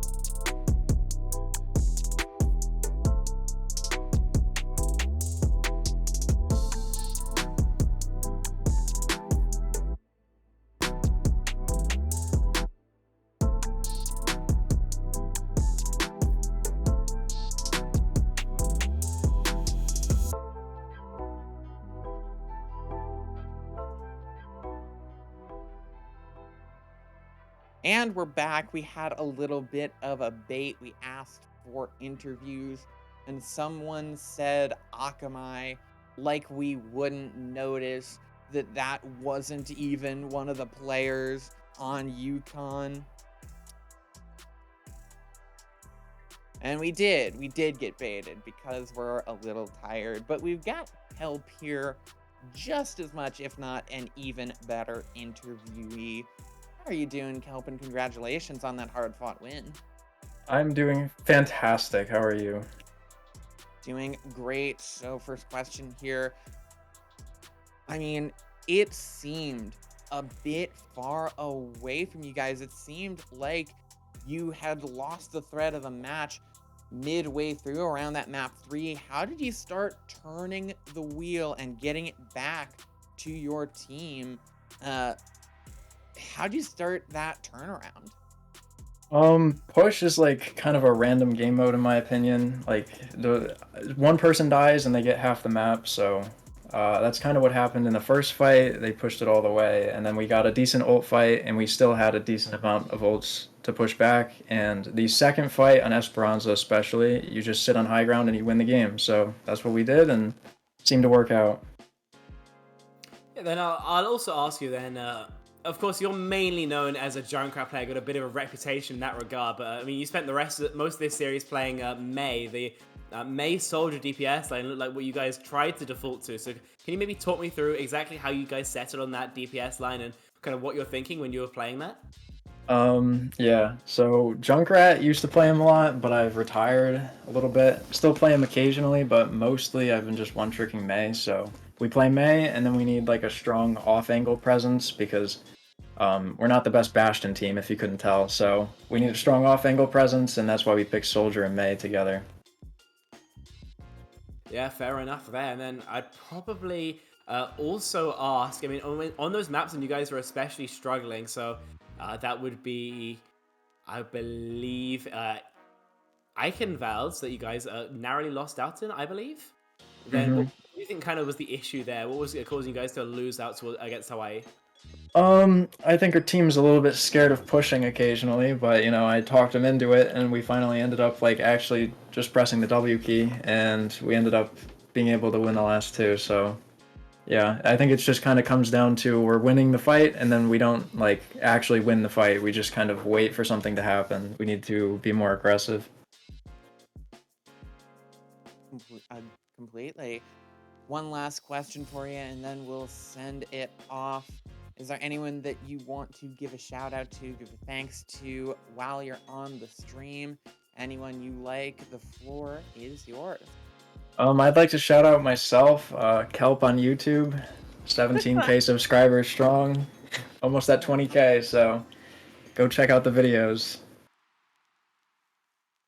You heard the man. Now, yeah, thanks, Kelp, for being on broadcast, being a great interviewee, and we'll see you next time. Thanks. Now, I do believe that's more or less everything we have for you today. It has been the conclusion of today's broadcast, EGFC Season 5, of course. It has been an absolutely stellar day of games, and I could not be more proud to bring them to you guys, but on that bombshell, I believe that's been more or less everything. So from myself and K-Wing, we will see you next time, and we will bid you adieu. Goodbye.